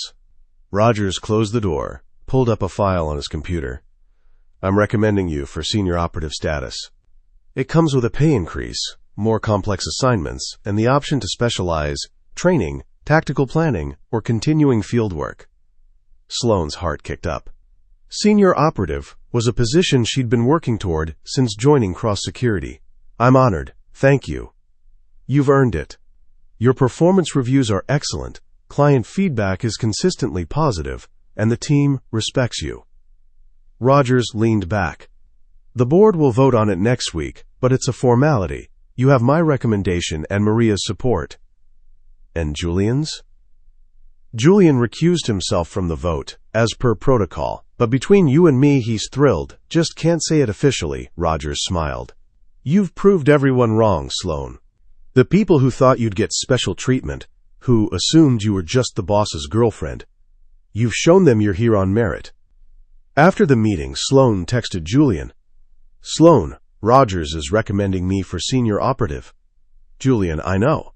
I'm not supposed to know, but Maria told me. Congratulations." "Sloane, you're not supposed to be involved in personnel decisions about me." "Julian, I'm not involved. I'm just incredibly proud of my girlfriend, who's excellent at her job." "Sloane, girlfriend feels like an insufficient term at this point." "Julian, what would you prefer?" "Sloane, I don't know. Partner? Significant other? The person you're obsessed with?" "Julian, all of the above. Also, come home early tonight. I have something for you." "Sloane, what kind of something?" "Julian, the kind you'll find out when you get here, 6 p.m. Don't be late." Sloane smiled at her phone, warmth spreading through her chest. The last 3 months had been an adjustment, learning to live together, to navigate their professional and personal lives, to build something sustainable rather than just intense. Therapy helped. Dr. Morrison had given them tools for managing Julian's protective instincts and Sloane's need for autonomy. They still argued. Julian still struggled with watching her face danger. Sloane still chafed at his occasional overreach, but they were learning. More importantly, they were happy. At 6 p.m., Sloane arrived at the estate to find candles lit throughout the main floor and the scent of something delicious coming from the kitchen. Julian appeared, wearing dark slacks and a white dress shirt rolled to the elbows. He looked unfairly attractive. "You cooked?" Sloane asked. "I'm capable of many things." He kissed her, slow and thorough. "Dinner first, then we talk." "Talk about what?" "Patience." He guided her to the dining room, where the table was set for 2, complete with wine and flowers. "Sit." Dinner was perfect. Julian had made his mother's recipe, the one he'd cooked for Sloane on one of their first mornings together. They ate and talked about their days, the easy conversation of 2 people who'd learned each other's rhythms. After dessert, Julian took her hand. "Come with me." He led her to the terrace, where the city lights sparkled below them like scattered stars. It was where they'd sat after the Vivian situation resolved, where they'd made promises about trusting each other. Julian turned to face her, suddenly looking uncertain in a way she rarely saw. I'm not good at this, he started, at expressing feelings, at being vulnerable. You know that. I know, but you're working on it. I am, which is why I'm going to be direct. He reached into his pocket, pulled out a small velvet box. I love you, Sloane. I'm in love with you. I want to spend the rest of my life with you. Not because of a contract or an arrangement, but because you're the only person who's ever made me feel like this. Sloane's breath caught. I know it's only been 6 months since we got together. I know people will say it's too fast, but I've wanted you for over a year, and I'm tired of waiting. He opened the box, revealing a ring, platinum band with a single diamond, elegant and understated. Marry me.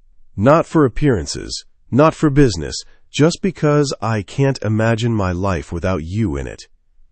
Tears stung Sloane's eyes. Julian, before you answer, you should know what you're agreeing to. His voice was steady, but his hands trembled slightly. I'm going to be overprotective. I'm going to struggle with watching you face danger. I'm going to need constant reassurance that you're not going to disappear. I'm a work in progress, and probably always will be. Are you trying to talk me out of saying yes?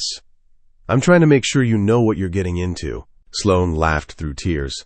I know exactly what I'm getting into. An obsessive, controlling, fiercely protective man who loves me enough to work on his issues. Who makes me breakfast and remembers how I take my coffee. Who stands beside me instead of in front of me, even when his instincts scream to protect me from everything. So is that a yes? That's a yes. I'll marry you, Julian Cross, for real this time. No contracts, no arrangements, just us. He slid the ring onto her finger, and it fit perfectly. Of course it did. Julian wouldn't have proposed without knowing her exact size. Then he kissed her, deep and claiming, one hand tangling in her hair while the other pulled her flush against him. Mine, he murmured, against her lips. Finally, officially mine. I was already yours. I know, but now everyone will know it too. They stood on the terrace, holding each other, the ring catching the light. When do you want to do this? Sloane asked. The wedding? Tomorrow, if you'd let me. But I know you'll want to plan something. I want your family there. Owen, Lucia, Maria, and Rogers. She looked up at him. And my mother. She should be there. Then we'll plan it, whatever you want. His arms tightened around her. As long as at the end of it, you're my wife. Legally this time? Legally, publicly, irrevocably. Sloane's phone buzzed. She ignored it. It buzzed again. Check it, Julian said. Could be important. She pulled it out, saw messages from Owen. Owen, Julian just texted me. Congratulations. About damn time. He made it official. Owen, also, I'm calling dibs on best man. Don't let Angelo talk you into giving it to him. Sloane showed Julian, who smiled. He's not wrong. It is about time. You could have proposed months ago. I wanted to make sure you were ready. That this was what you wanted, not just what circumstances pushed you into. His eyes were serious. I never want you to feel trapped, Sloane. Not by me, not by this relationship. You're choosing this of your own free will. I am, completely. She kissed him. Now take me to bed and show me how you celebrate getting engaged. With pleasure. The next morning, Sloane woke to sunlight and Julian's arm across her waist. She held up her hand, studying the ring. It felt surreal. She was engaged to Julian Cross, the man who'd interviewed her with clinical detachment, and now looked at her like she was the only thing that mattered. Stop overthinking it, Julian murmured, voice rough with sleep. I'm not overthinking, I'm processing. You're going to give yourself anxiety. He pulled her closer, kissed her shoulder. It's just a ring, Sloane. The commitment's been there for months. This just makes it official. Just a ring from the man who spent a year pretending he didn't want me. I was an idiot. You were scared. That too. He shifted so he could see her face. Still scared, if I'm honest. Terrified of failing you, of my issues destroying this, of losing you the way I lost everyone else I've loved. You're not going to lose me. I'm choosing to stay. I know. But fear isn't rational. His hand found hers, fingers tracing the ring. Which is why I'm grateful you said yes, despite knowing all my flaws. I didn't say yes despite your flaws. I said yes because of the whole package, flaws included. She turned in his arms. You're not perfect, Julian, neither am I. But we work. We do, don't we? He kissed her, slow and deep. Against all odds and professional wisdom, we actually work. Sloane's phone rang, shattering the moment. Maria's name flashed on the screen. I should answer. She probably saw Owen's texts. Julian groaned but released her. Congratulations, Maria said the moment Sloane answered. I assume Julian finally stopped being a coward and proposed? He did, last night. About time. We've had a betting pool running for 2 months. I had money on this week, so thank you for making me richer. You bet on when he'd propose? Everyone bet on when he'd propose. Rogers thought it would take until Christmas, Lucia said within 3 months. I split the difference. Maria's voice warmed. But seriously, Sloane, I'm happy for you both. You're good for him. You make him human. He makes me human, too, Sloane said, watching Julian across the room. Turns out I needed someone just as broken as I am. You're not broken. You're both just people who've been hurt and are learning to trust again. Maria paused. I'll start coordinating the wedding. Do you have a date in mind? Not yet. We just got engaged 12 hours ago. I'll give you 24 hours to decide, then I'm taking over planning. This is going to be perfect. After hanging up, Sloane found Julian making coffee in the kitchen. Maria's taking over wedding planning. Of course she is. She's been planning it in her head since we got together. He handed her a mug. Any preferences? Big wedding, small wedding, elope and avoid the whole thing? Small. Your family, my mother, close friends. I don't need hundreds of people watching us make vows. Agreed. The fewer witnesses to me getting emotional, the better. You're going to get emotional? I'm going to marry you. Of course I'm going to get emotional. He pulled her close. I'm in love with you, Sloane. Completely, irrevocably, probably unhealthily in love with you. When you walk down that aisle toward me, I'm going to lose it. Very romantic. I'm a romantic. I've just been hiding it under layers of control and emotional unavailability. Well, I like the romantic version of you. Good, because he's here to stay. They spent the morning making plans. Small wedding at the estate, maybe 50 people. Lucia would be thrilled to host. Owen would be best man, despite Angelo's protests. Sloane would ask her friend from the military to be her maid of honor. Around noon, Julian's phone rang. He checked the screen, frowned. It's my father. Sloane's eyebrows rose. Julian rarely mentioned his father. The relationship was complicated at best. You should answer it, she said. Julian did, stepping out onto the terrace for privacy. Sloane couldn't hear the conversation, but she watched his body language. Tense at first, then surprised, then something softer. When he came back inside, he looked shaken. What did he say? Sloane asked. He congratulated us. Said he heard about the engagement from Lucia and wanted to offer his support. Julian set down his phone. We haven't spoken in 2 years. Not since he remarried, and I told him I thought he was disrespecting my mother's memory. And now? Now he says he's proud of me. That finding someone who makes me happy is what my mother would have wanted. Julian's voice was rough. He wants to come to the wedding. Asked if he could walk you down the aisle, since your father is gone. Sloane's chest went tight. What did you say? That I'd talk to you. It's your decision. Do you want him there? I don't know. He's my father, but we're not close. He left after my mother died, threw himself into work, remarried within a year. I felt like he replaced her. Julian ran a hand through his hair. But he's trying. This call, the offer to walk you down the aisle, that's more effort than he's made in years. Then let him come. Let him walk me down the aisle if you're comfortable with it. Sloane took his hand. Family is complicated, but this is our wedding. A fresh start. Maybe it can be a fresh start for you and your father, too. You're very wise for someone who's been engaged less than a day. I'm wise in general. You just don't always listen. I'm learning to. That afternoon they drove to visit Sloane's mother. Catherine Brennan still lived in the same small house in Southie where Sloane had grown up. She answered the door in her church clothes, having just returned from Mass. "Sloane, I didn't know you were coming." She embraced her daughter, then turned to Julian. "Mr. Cross, how nice to see you again. Please, call me Julian. And I hope we're not intruding."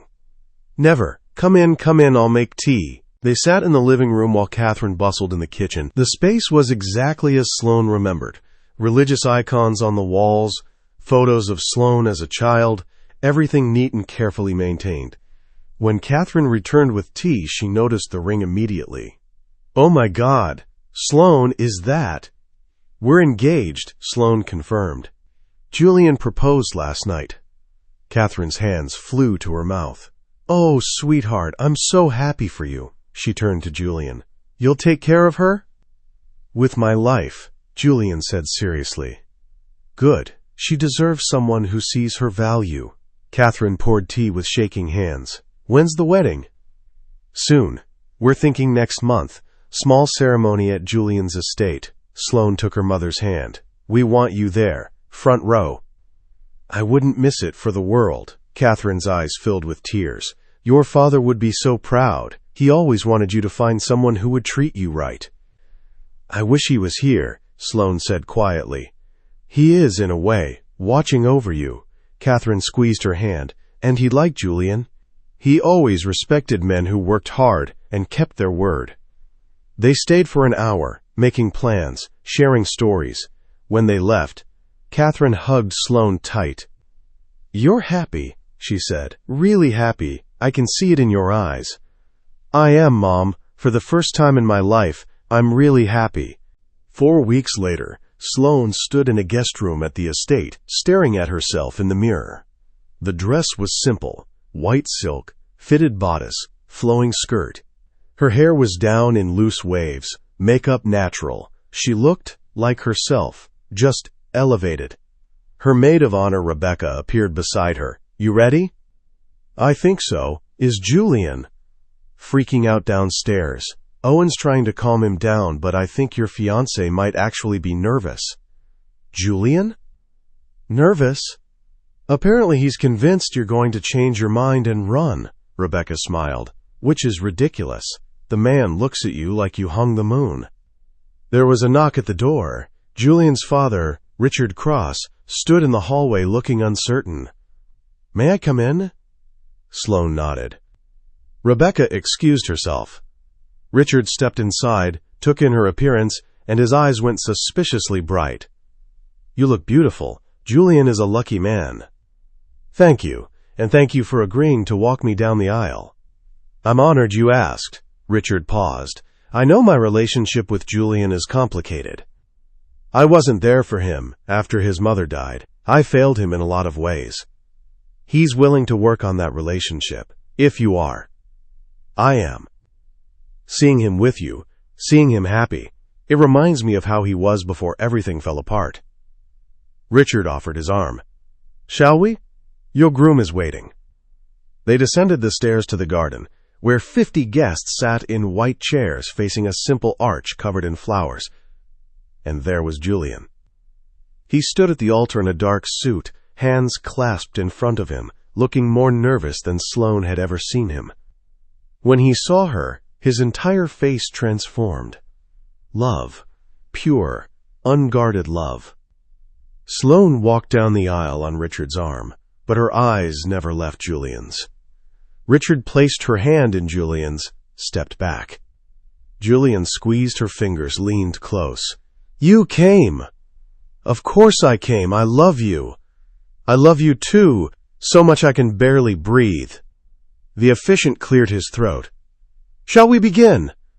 The ceremony was short, traditional vows, exchanged with voices that shook with emotion. When it came time for rings, Julian's hands trembled as he slid the wedding band onto her finger. "I, Julian Cross, take you, Sloane Keller, to be my wife. I promise to trust you, even when it terrifies me. To support your career, even when it means watching you face danger. To love you completely, even when my issues threaten to get in the way. You're my partner, My equal, my choice. Today and always. Sloane's vision blurred with tears as she slid his ring on. I, Sloane Keller, take you, Julian Cross, to be my husband. I promise to be patient with your protective instincts, to communicate my boundaries clearly, and to choose you every day. You're my home, my safe place, my choice. Today and always.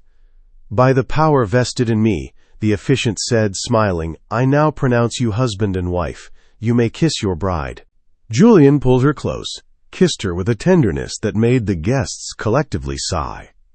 When they broke apart, his eyes were wet. Mrs. Cross, he whispered. Mr. Cross, she replied. They walked back down the aisle, hand in hand, legally and irrevocably bound. Not by contract this time. By choice. Epilogue, 6 months later.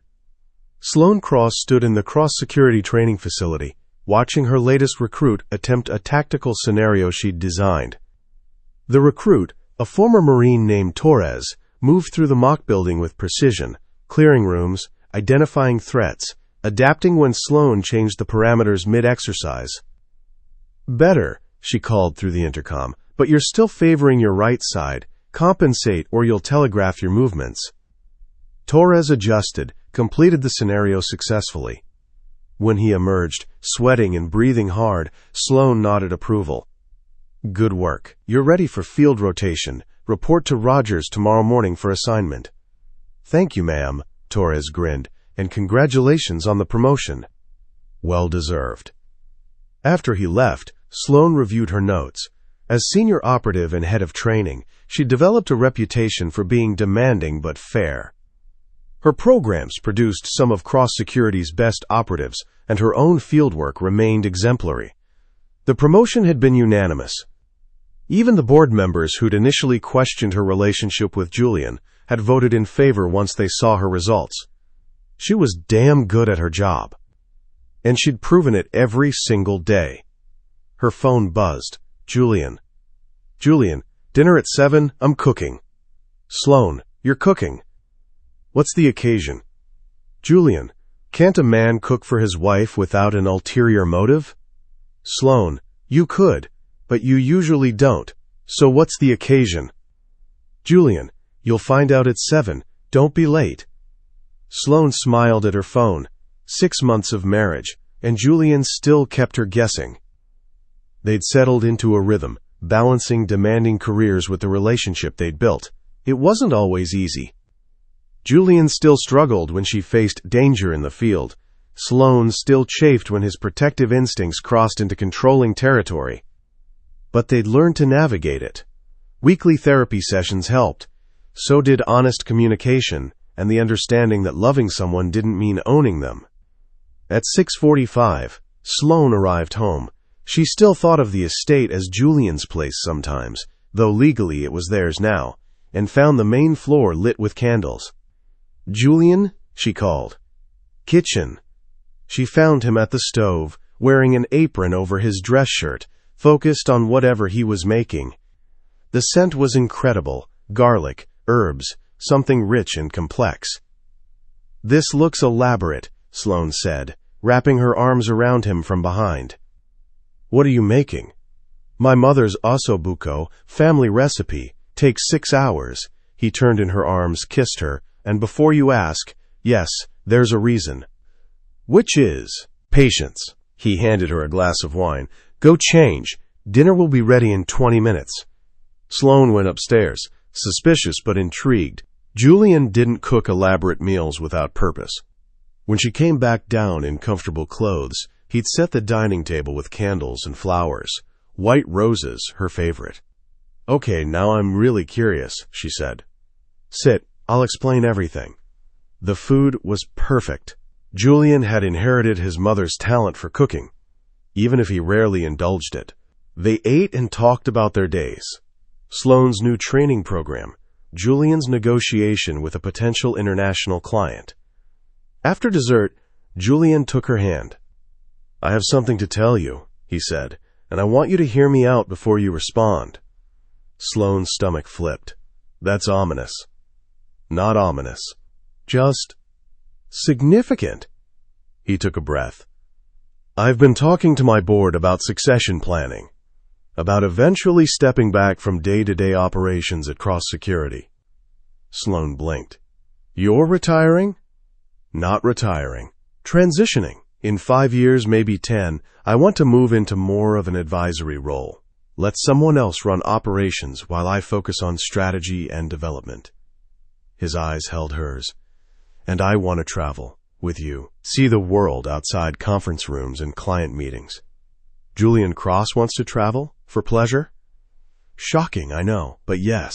I want to take you to Italy, show you where my grandmother grew up. I want to go to Japan, Australia, places I've only seen through business trips.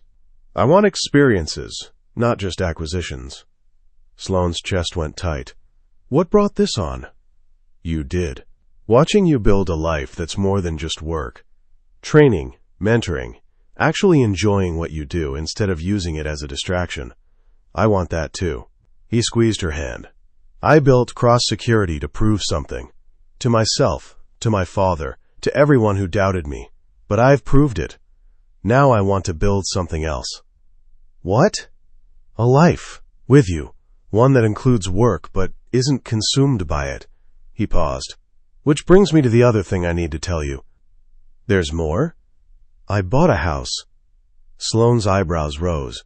You bought a house? We have a house. We have an estate. 12,000 square feet. Ground staff. Security perimeter. It's beautiful, but it's not home. Not really. He pulled out his phone, showed her photos.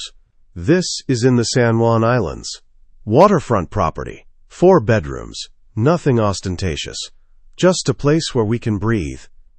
The photos showed a stunning modern home with floor-to-ceiling windows overlooking water, surrounded by trees and privacy. It's beautiful, Sloane said. But Julian, I'm happy here. I know, and we'll keep this place. It's useful for work, for hosting events. But I want somewhere that's ours, where we can escape, where I'm not CEO Julian Cross, and you're not Senior Operative Sloane Cross. Just us. Sloane studied his face. You're serious about this, about stepping back, about traveling, about building something different. I'm serious. I spent 15 years building an empire. Now I want to build a life. His thumb brushed across her knuckles. With you, if you want that too. I do want it. Eventually. But I'm not ready to stop working yet. I'm not asking you to. Your career is yours. I learned that lesson. I'm just saying when you're ready, when we're both ready, we have options. We can slow down. We can choose experiences over accomplishments. Who are you and what have you done with my workaholic husband? Julian smiled. Therapy is very effective. Dr. Morrison helped me realize I was using work to avoid processing grief and fear. Now that I'm actually dealing with those things, work doesn't need to be everything. Sloane leaned across the table, kissed him. I love this version of you, the one who wants to travel and cook elaborate meals and buy houses for no reason. I had a reason. I want to give you the world, starting with a house on an island. Very romantic. I'm trying. He stood, pulled her up with him. Come on, I have one more thing to show you. He led her to his study, pulled out a folder. Inside were travel brochures. Italy, Japan, New Zealand, dozens of destinations. I've been researching, talking to people, making lists. He spread them across the desk. I thought we could start planning, not for next month or even next year, but eventually, when we're ready. Sloane picked up a brochure for Tuscany. Your grandmother's region. She's been asking when we're going to visit, said she wants to show you where the family came from. His arms wrapped around her from behind. What do you think? I think you've put a lot of thought into this. I have. Because you're my future, Sloane. Not the company, not the empire. You. She turned in his arms. You're my future too, but I need you to know. I don't need houses on islands or trips to Italy to be happy. I just need you. The real you. Not the CEO, not the protector, just the man who makes me breakfast and remembers how I take my coffee. You have that man. You've always had that man. I was just too afraid to show him to anyone. He kissed her forehead. But I'm not afraid anymore. You make me brave. You make me brave too. They stood in the study, holding each other, making plans for a future that included more than just work and duty. 3 months later, Sloane sat in Dr. Morrison's office for what would be their last session for a while. So, Dr. Morrison said, smiling, "Tell me how you're doing." "Good. Really good, actually." Sloane glanced at Julian beside her. "We're communicating better. The boundaries are holding. I had a dangerous assignment last month, and Julian managed his anxiety without trying to extract me." "I did have a panic attack," Julian admitted, "but I called my sponsor instead of interfering. Progress." "Significant progress," Dr. Morrison agreed.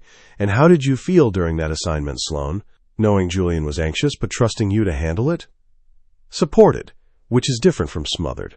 I knew he was worried, but he wasn't trying to control my response to danger. He was managing his own feelings." Sloane squeezed Julian's hand. "It made a difference." "Good. That's exactly the balance we've been working toward," Dr. Morrison made a note. "And you mentioned you're taking a break from therapy?" "We're going to Italy for 3 weeks. Julian wants to show me where his family came from."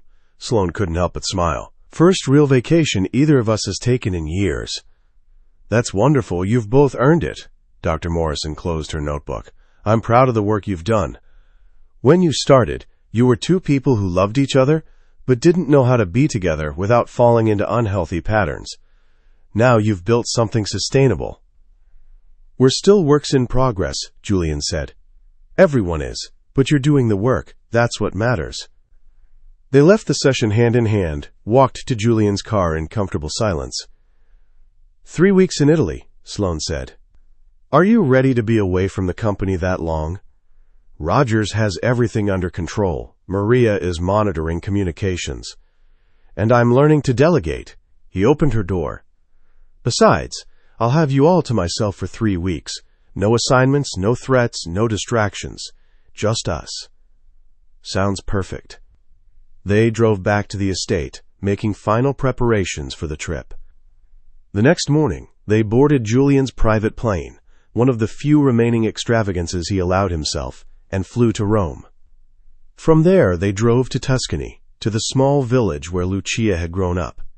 His grandmother had arranged everything. A villa overlooking vineyards, introductions to distant cousins, tours of family properties that had been in the Marchetti name for generations. On their third day, they stood in an ancient cemetery, looking at gravestones bearing Julian's family name going back 3 centuries. "Your family has deep roots here," Sloane said. "They do, but my roots are with you now." He pulled her close. "Wherever you are, that's home." "Very poetic." "I'm Italian. We're poetic people." "You're also insufferable sometimes." "And you love me anyway." "I do." She kissed him, right there among the gravestones of his ancestors. "I really do." They spent the next 2 weeks exploring hill towns, art museums, restaurants, where Julian charmed waitresses with his fluent Italian. Sloane took hundreds of photos. Julian laughing at something a cousin said. Julian cooking with his grandmother. Julian standing in a vineyard at sunset looking more relaxed than she'd ever seen him. On their last night, they sat on the villa terrace, sharing a bottle of wine from grapes grown on Marchetti land. "Thank you for bringing me here," Sloane said, "for sharing this part of your history.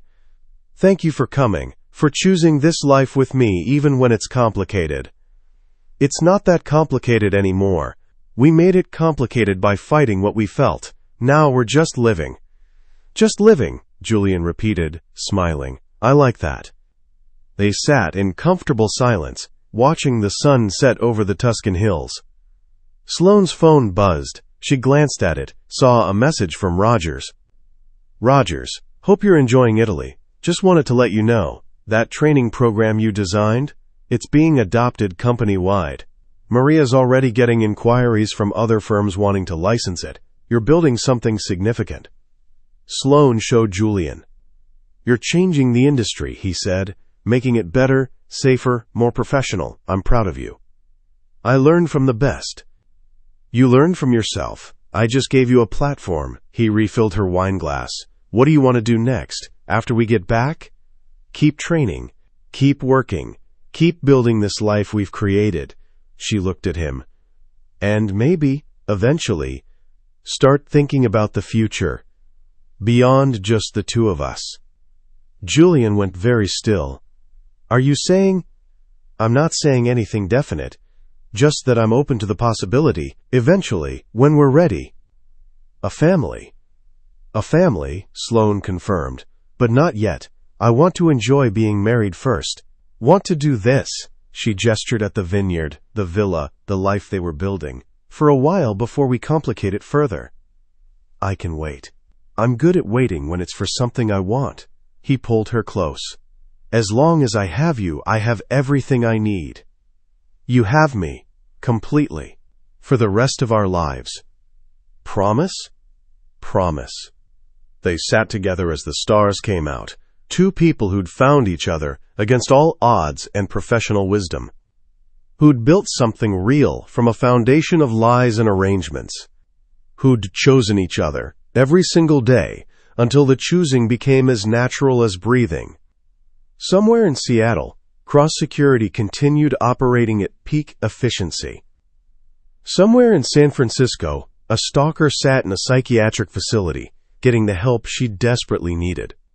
Somewhere in Boston, Owen Cross was planning his own life, free from the shadow of obsession. But here, in Tuscany, in a villa surrounded by centuries of family history, Sloane and Julian existed in a bubble of their own making. No threats, no assignments, no walls between them. Just love. Messy, complicated, hard-won love. The kind worth fighting for. The kind worth choosing. Every single day. The end.